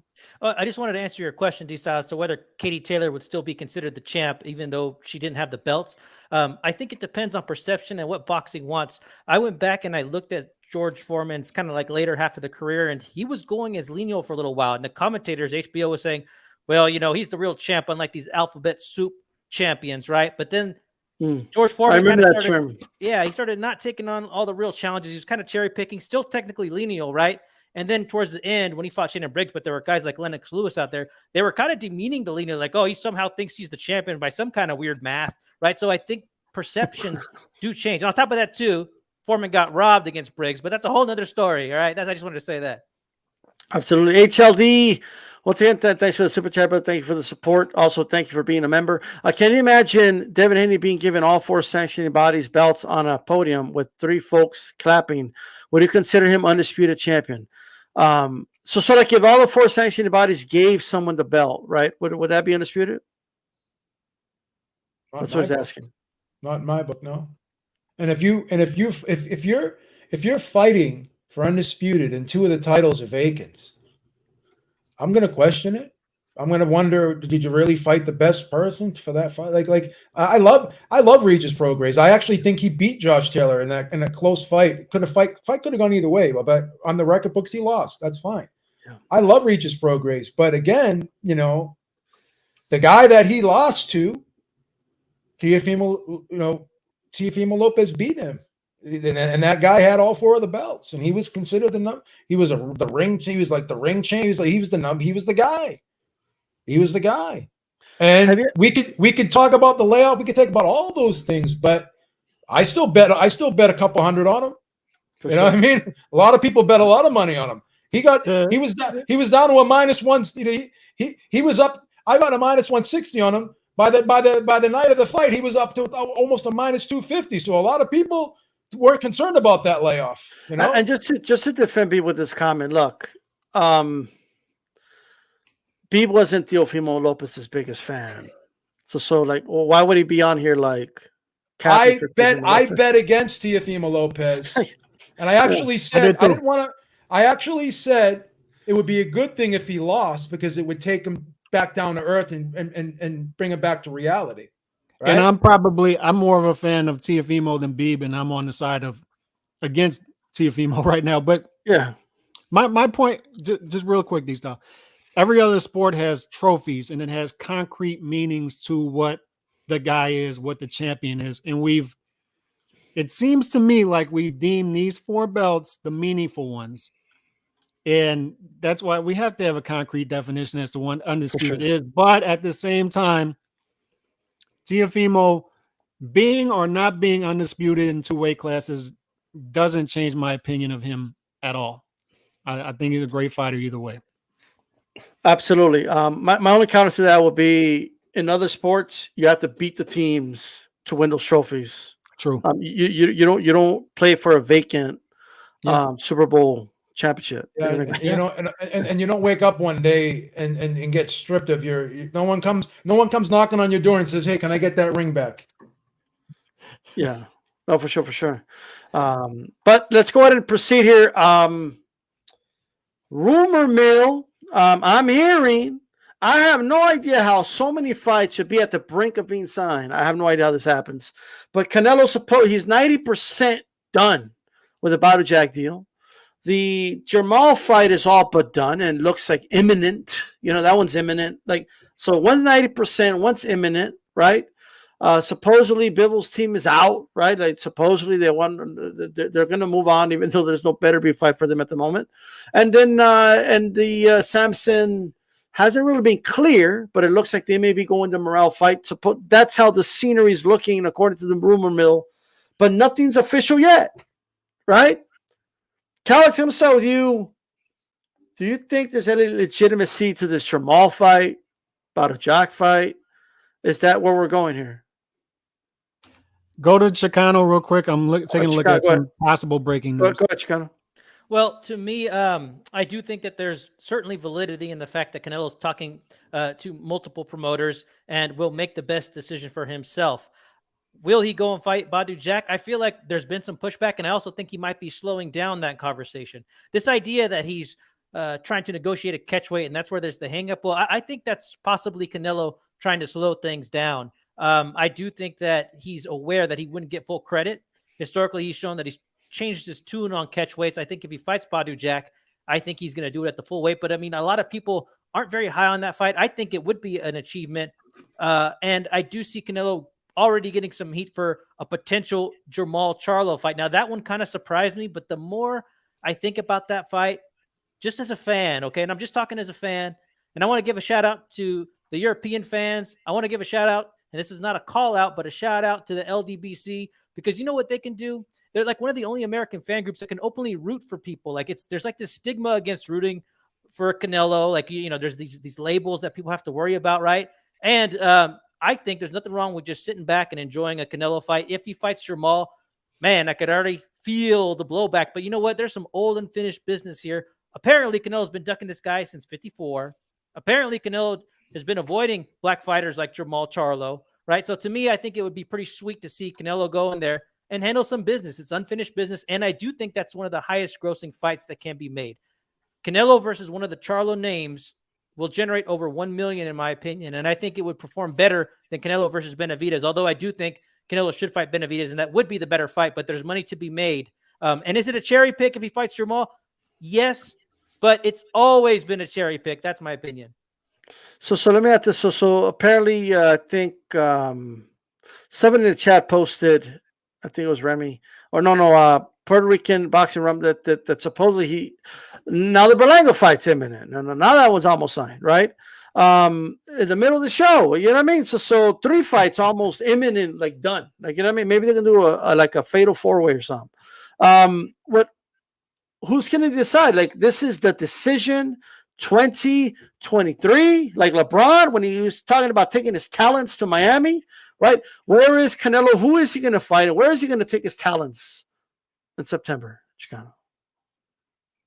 I think that he will try to make the most money possible, and I think that Canelo moving up to cruiserweight could put some damage on his career. I think that he's going to take possibly a Jamal Charlo fight. If it's a 2-fight contract, he might think that it's okay to do some business with the PBC. And if it is okay to do business with the PBC, we might have to wait for that Benavidez fight in May. I think it's September. We might actually get that Jamal Charlo fight. And, well, I'm okay with it. That's all I can say. Charles, we got any breaking news, right? So I was just looking, people were sending me stuff on, messaging me stuff. Apparently, on Instagram, Jamal Charlo and Boo Boo Andre were just going back and forth with each other about a possible fight. Who knows? That was about a half hour ago. So it seems like there's still a lot of posturing going on. To your point, right? It's yesterday, it's possibly Badu. But in fairness, yesterday the news was either Badu Jack or Jamal Charlo. And I truly believe that. I believe one of the fights is going to be one of those two. And I tend to lean towards the Jamal Charlo fight. And I would be fully behind that. And why would I say that? I like the traditional way of building fights. I like building fights by the top guys in and around the division fighting each other. So if everybody wants Canelo versus Benavidez and they want to further build the fight, and by the way, they can do the fight next to me, that's fine. But apparently what it's looking like to me is they're trying to set up the PBC, some sort of semifinal here. Canelo versus Charlo over here, Benavidez versus Morrell Jr. over here, and then the fight for 2024 if they were to both win. And I'd be behind it because both entertaining scraps, and then we get to Canelo versus Benavidez. But once again, I'd also be getting straight to the point. I'm behind that one too. Canelo versus Benavidez. I'm fine with it in September. The good news for me as a boxing fan is I love all these fights. I love them all. To me, the entertaining fights are Charlo and Benavidez for Canelo over here. The more challenging fights are Badu Jack and Dimitri Bivol rematch. I think those are more challenging fights that are possibly less lucrative. But if we're talking about Badu Jack, a lot more money likely in Saudi. But I hope this thing lines up the way I'm thinking they're trying to line it up. And they're trying to set up some sort of PBC tournament over there. And Al has brought Canelo into the mix. I'm all for that. I'm all for it. And one of the reasons I'm all for it is I want to see those guys squirm a little bit over there. Because one thing I know about them is they love mythical matchups. They're the complete opposite of us over here. We love to see things moving. We don't care who wins or loses. And guess what? And Chicano's right there with me. Canelo fans. If Canelo loses to Benavidez, props to you, Benavidez. Props to you. Good for you. If Charlo upsets him, good for you. We still go about our happy lives. We still have fun. We still show up to the next Canelo fight. That's just how we roll. Over there, that's not how they roll. They want to keep things on paper. They want to keep things safe. They want to keep their little fighters safe over there. You know, they want to keep them safe. That's what they do. They want to keep the fights on paper and not into reality. Watch the energy shift if this thing becomes reality and they start to get nervous, because then their fighters actually have to go in there and fight the fights. Oh, my God. Oh, my God. God forbid. Different energy over here than over there. And that's why I hope this happens. Chauncey Pearls, it's decision time. Where's Canelo going to take his talents and against who? Well, I never thought I'd say this for the option man who is Canelo, who can pretty much do whatever he wants. It seems like his options right now are a little bit thinner. You know, like Bivol walked away from the fight. It seems like David Benavidez is obviously tied up with Morrell. I would really advise him not to take that Badu Jack fight. I mean, I just think that's a dangerous fight. And Badu Jack is a really, really good fighter, man. He's big, you know, he's a veteran. And I would really advise not to take that fight. For legacy, of course, that would be something that Canelo probably would be interested in. But I think that Jamal Charlo kind of makes sense if all these fights are not going to happen, you know, Bivol walked, whatever. And I just don't want to see Berlanga. I just don't. But I think Jamal Charlo, man, that's a fight that I like to see. And then Calix is right, man. It's like building a fight with the same promotion, PBC. You beat a PBC fighter if Canelo gets through Charlo, and then he can fight the winner of Benavidez and Morrell, a fight that I think it's a 50-50 fight. But yeah, man, I think that's the route that I would go to is Charlo. And another thing, I know that Jamal gets a lot of hate, and I'm just gonna say I'm actually a Jamal Charlo fan. I get that he's been inactive for like 8,000 years, but he's still, he's a champion. I wish he would have respected his peers, respected his division, maybe vacated that belt and then come back to it if after he was like healed or coming off the injury, whatever was going on with him. But yeah, man, I think the Charlo fight makes sense. If all the other fights cannot happen, I'd stay away from Badu Jack. But that's just me. And yeah, man, I think that Charlo fight would be. I mean, I'm in for that one. Okay. All right. Shabib, decision time. He's sitting in the chair. He's making his decisions like LeBron did back in the day. Where's Canelo taking his talents and who's he going to fight? I'm a very impatient individual. It's always been my worst flaw as a human being. Worst flaw. And I really, really wanted the Benavidez fight. And I called Samson. I talked to him, and I was listening to him on the phone, and he duped me. Fucking duped me, man.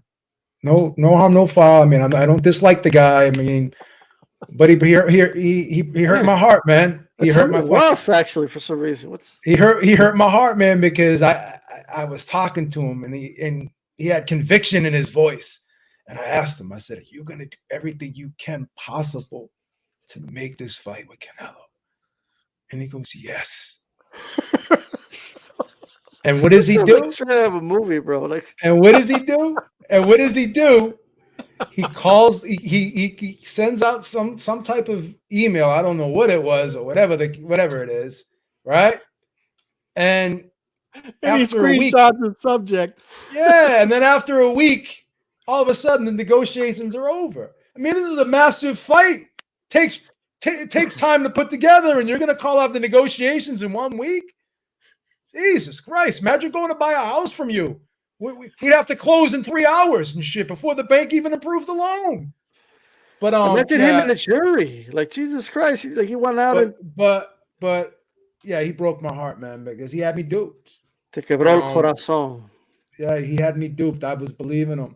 And I do think what they're trying to do, and they always do this over there, they never give you what you want when you want it. They always make you have to friggin' sweat it out.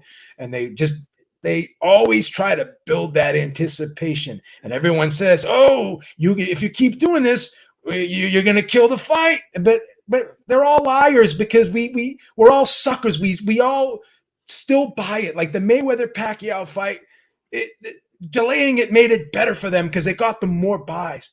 And unfortunately, I don't want to admit it, they're probably going to build this fight with Canelo even and make it even bigger than it would have been if it happened next, right? And by creating this narrative that, oh, no one wants to fight David Benavidez, they try to build him up, and in turn they're trying to build the event up. So they're trying to create this narrative, even though they don't believe it, in an attempt to make the fight bigger. All right. So now after that long-winded spiel, I'm going to get right into the whole Charlo Badu Jack thing. I do think that they talked to both fighters. I think the Jack fight is a horrible fight for Canelo. Yes. I thought Jack was going to beat Makabu. People told me I was crazy. I said, that dude Jack can fight. Adonis Stevenson, career overachiever. He's fought George Groves. A lot of guys he beat, man. A lot of guys he beat. The Adonis Stevenson fight, he should have got this. He's had a lot of solid fights. This guy can punch. He can box. He is a well-schooled fighter. And then you add 200 pounds to the mix, and you look at Canelo and Kovalev. That wasn't a walk in the park, He weighed 215 on fight night in his last fight. He's 6-0 with 4 KOs. 6-0 with 4 KOs. I just told D-Style that he's got 4 knockouts in his last 6 fights. You stay away from that guy. Mm-hmm. You don't fight that guy. That's a bridge too far. If you do, you get 9. You better get close to 9 figures for that one. Well, yeah. I hate to say this, that guy can ruin your career. That's too much. That's too much. But anyways, that's a bad fight. Yeah, but anyways, I'm gonna be honest. For years, they were shoving Jamal Charlo down our throats. Oh, he's ducking him. He's got to fight him. Blah blah blah blah blah. So now you motherfuckers got your wish. So now I'm with you, Calix. I never thought this was a threat to Canelo. No disrespect to Charlo. I always thought Canelo would win this fight. I always thought the toughest fight for Canelo at 168 would be Benavidez. I always thought that. I never thought it would be Jamal. But again, a lot of these fans are shoving this down our throat. The public, for some reason, always wanted this fight. And now they're going to get it. So now you're going to have to shut your fucking mouth when Canelo beats this guy. You're going to have to do it. And you can't make an excuse. You can't say the guy was on a long layoff. You can't say anything. Because Canelo supposedly has been slipping, right? He's on his way out. Perfect time for Jamal to step in if you believe in your guy. He's ripe for the picking, right? He's ripe for the picking. Can I ask this question to Beeb real quick? D-Style. Go ahead, really quick. We got another topic. Real quick.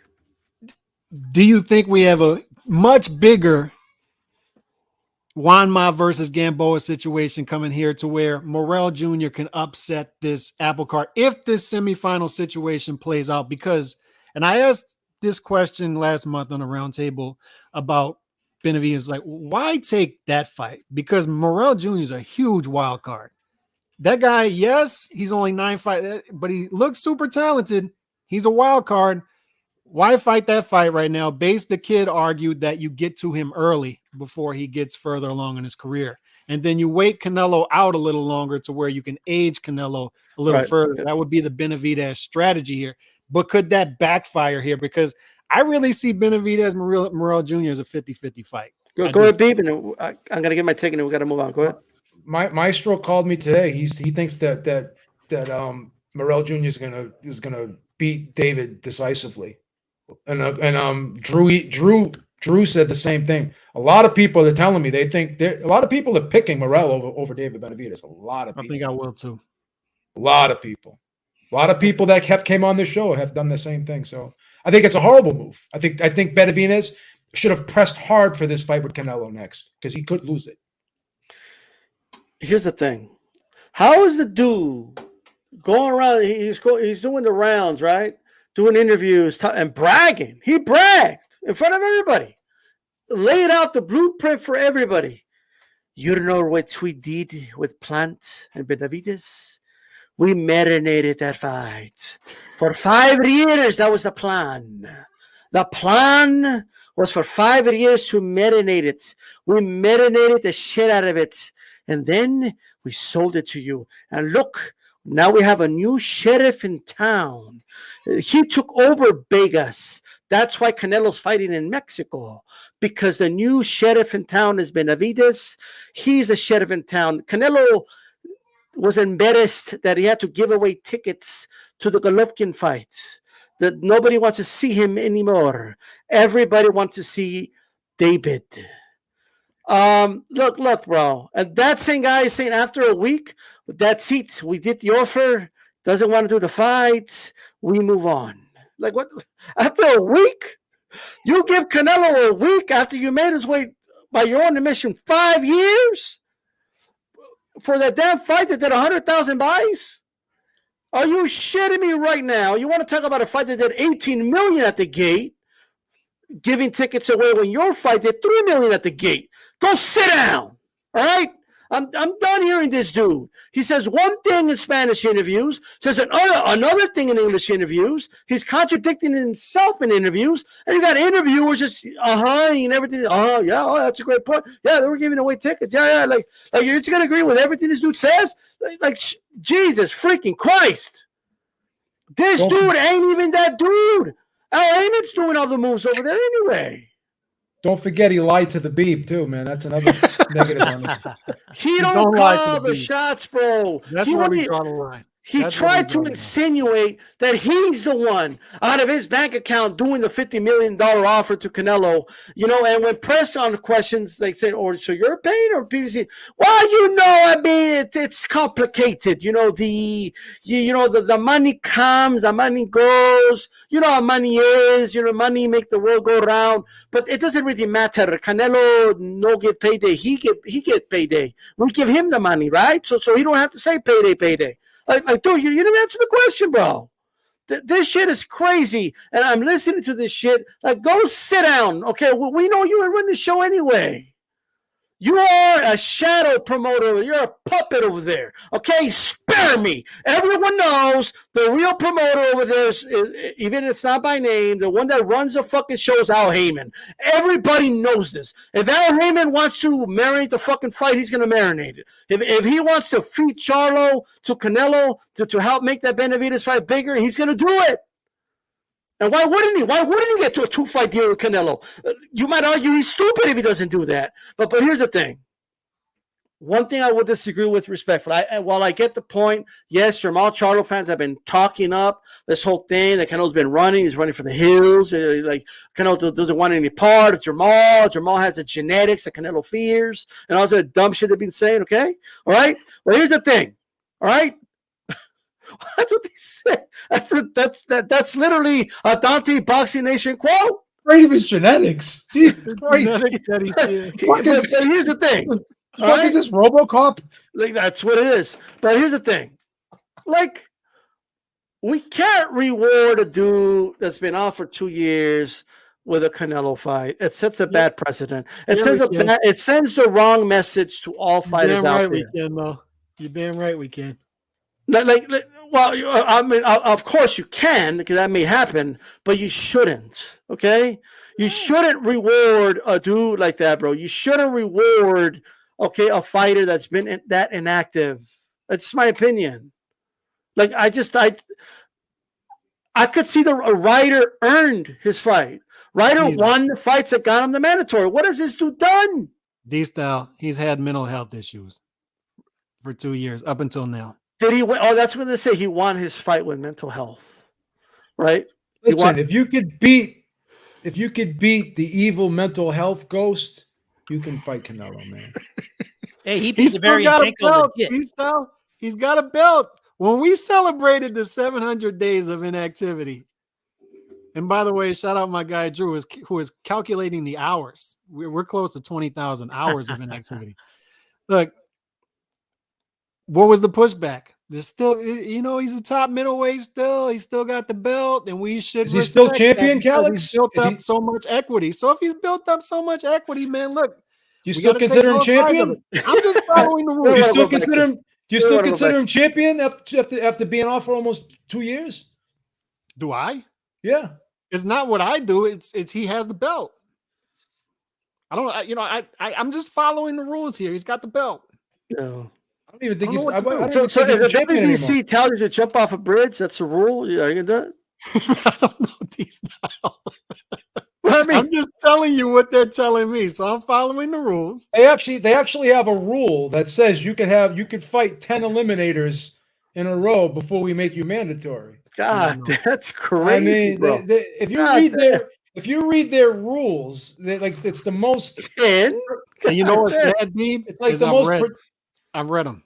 Okay, well, let's look. A lot of great stuff there, but I want to get to our final topic here before we roll out. Okay. We'll start with you, Chauncey. Spence Crawford press conferences. There's a lot of mixed reactions out there to them. Okay. What are some of your favorite moments or lines, and your overall thoughts on this press conference promotion?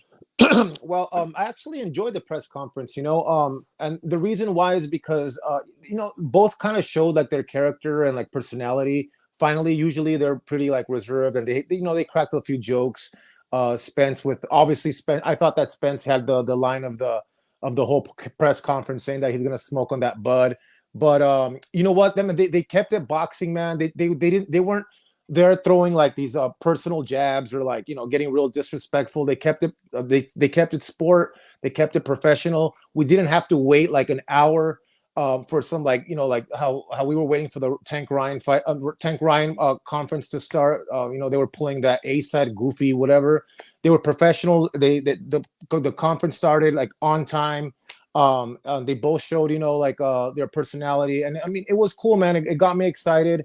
Yeah, man, I can't wait for this fight, man. For reals, man. I already said, and I've said this for a long time. I really feel that Spence is going to beat Bud Crawford a lot easier than people think. And I'm not saying it's going to be an easy fight by no means, but he's gonna beat Terrence Crawford. And as the fight gets closer, I'll break down why I feel that way.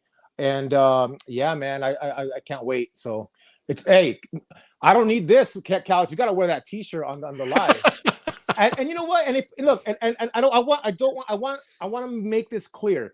I am not a Terrence Crawford hater by no means. I like Terrence Crawford as a fighter.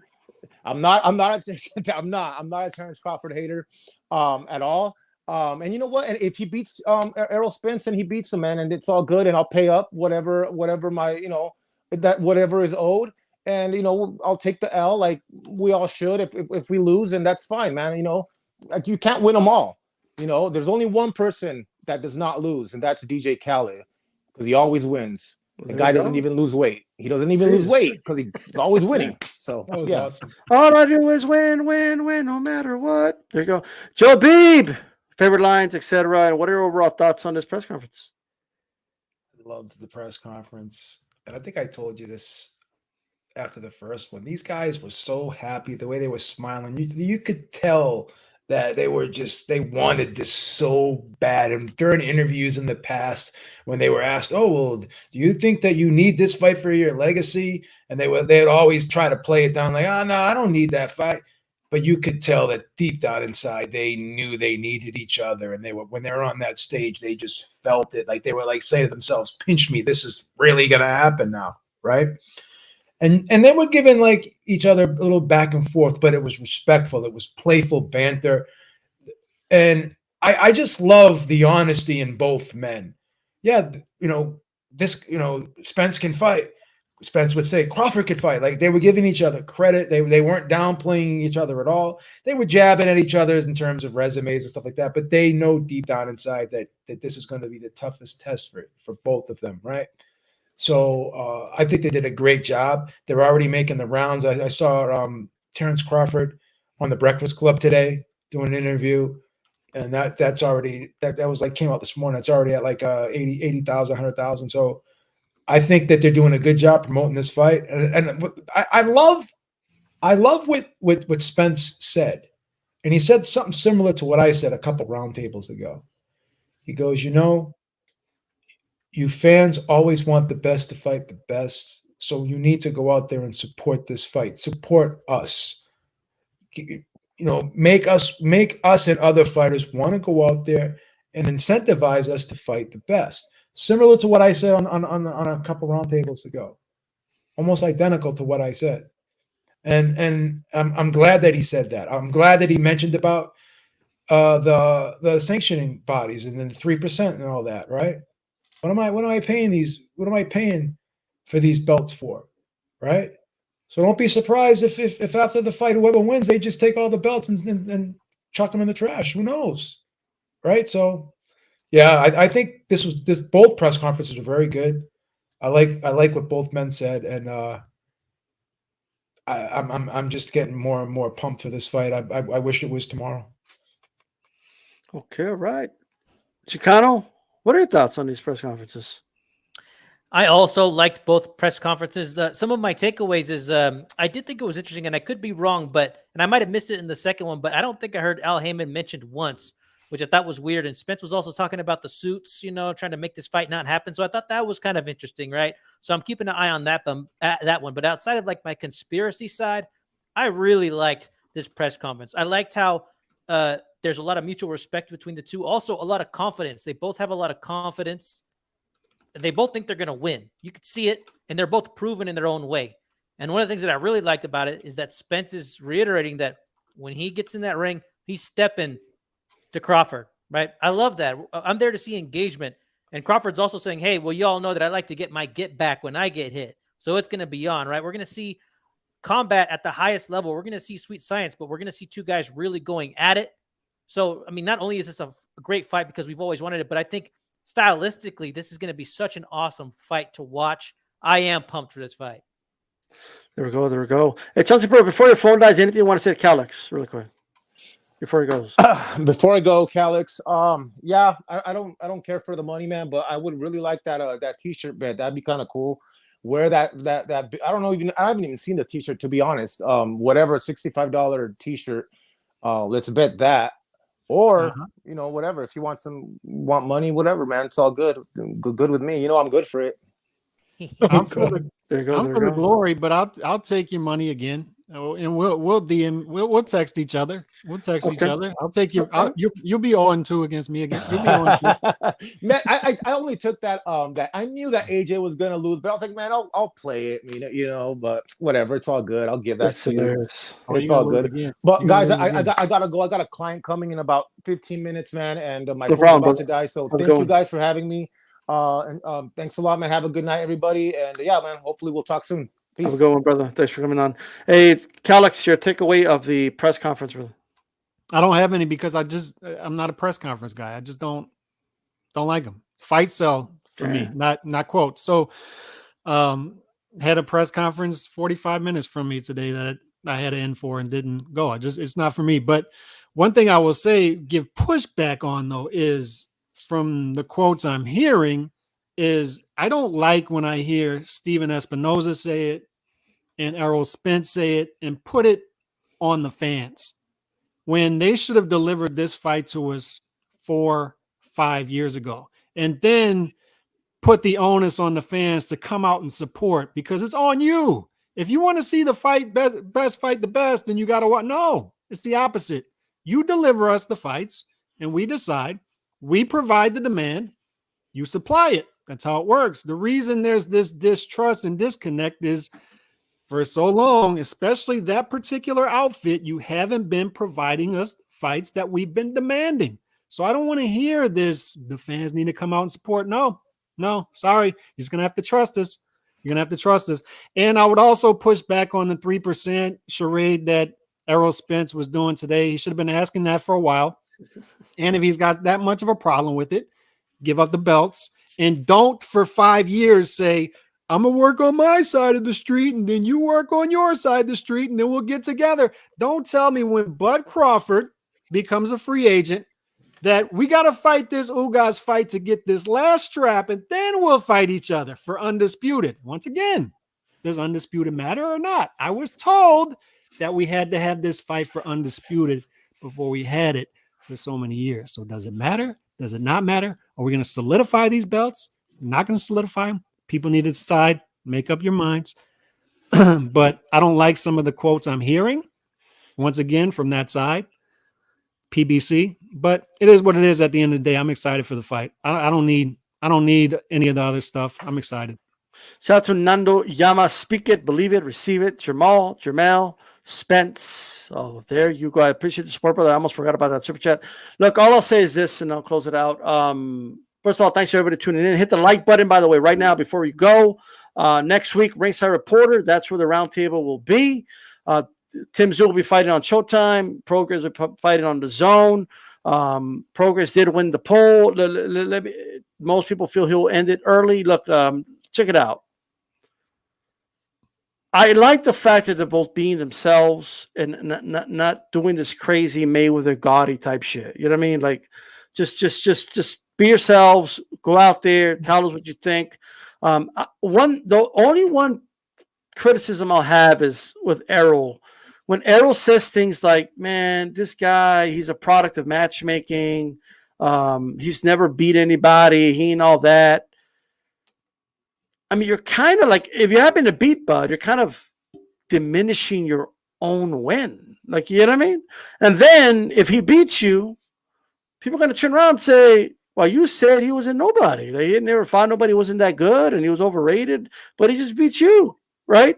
So I just think it's the only kind of criticism I have. It's not a big deal, but at the end of the day, I know that it's banter and all that. I don't know what to feel about the whole fishing pole. You're not going to get me with no fishing pole. Like, it's a metaphor, EJ. Okay? It's a metaphor, brother. Like, you know, I'm just saying. But I did like the I'm Jamaican, we smoke Bud line. I think that was kind of cool. All right? With that said, I want to thank everybody for coming on. This is D-Style Boxing for Joe Beeb, Chicano Prophet, Chicano's Boxing. We're out. Peace.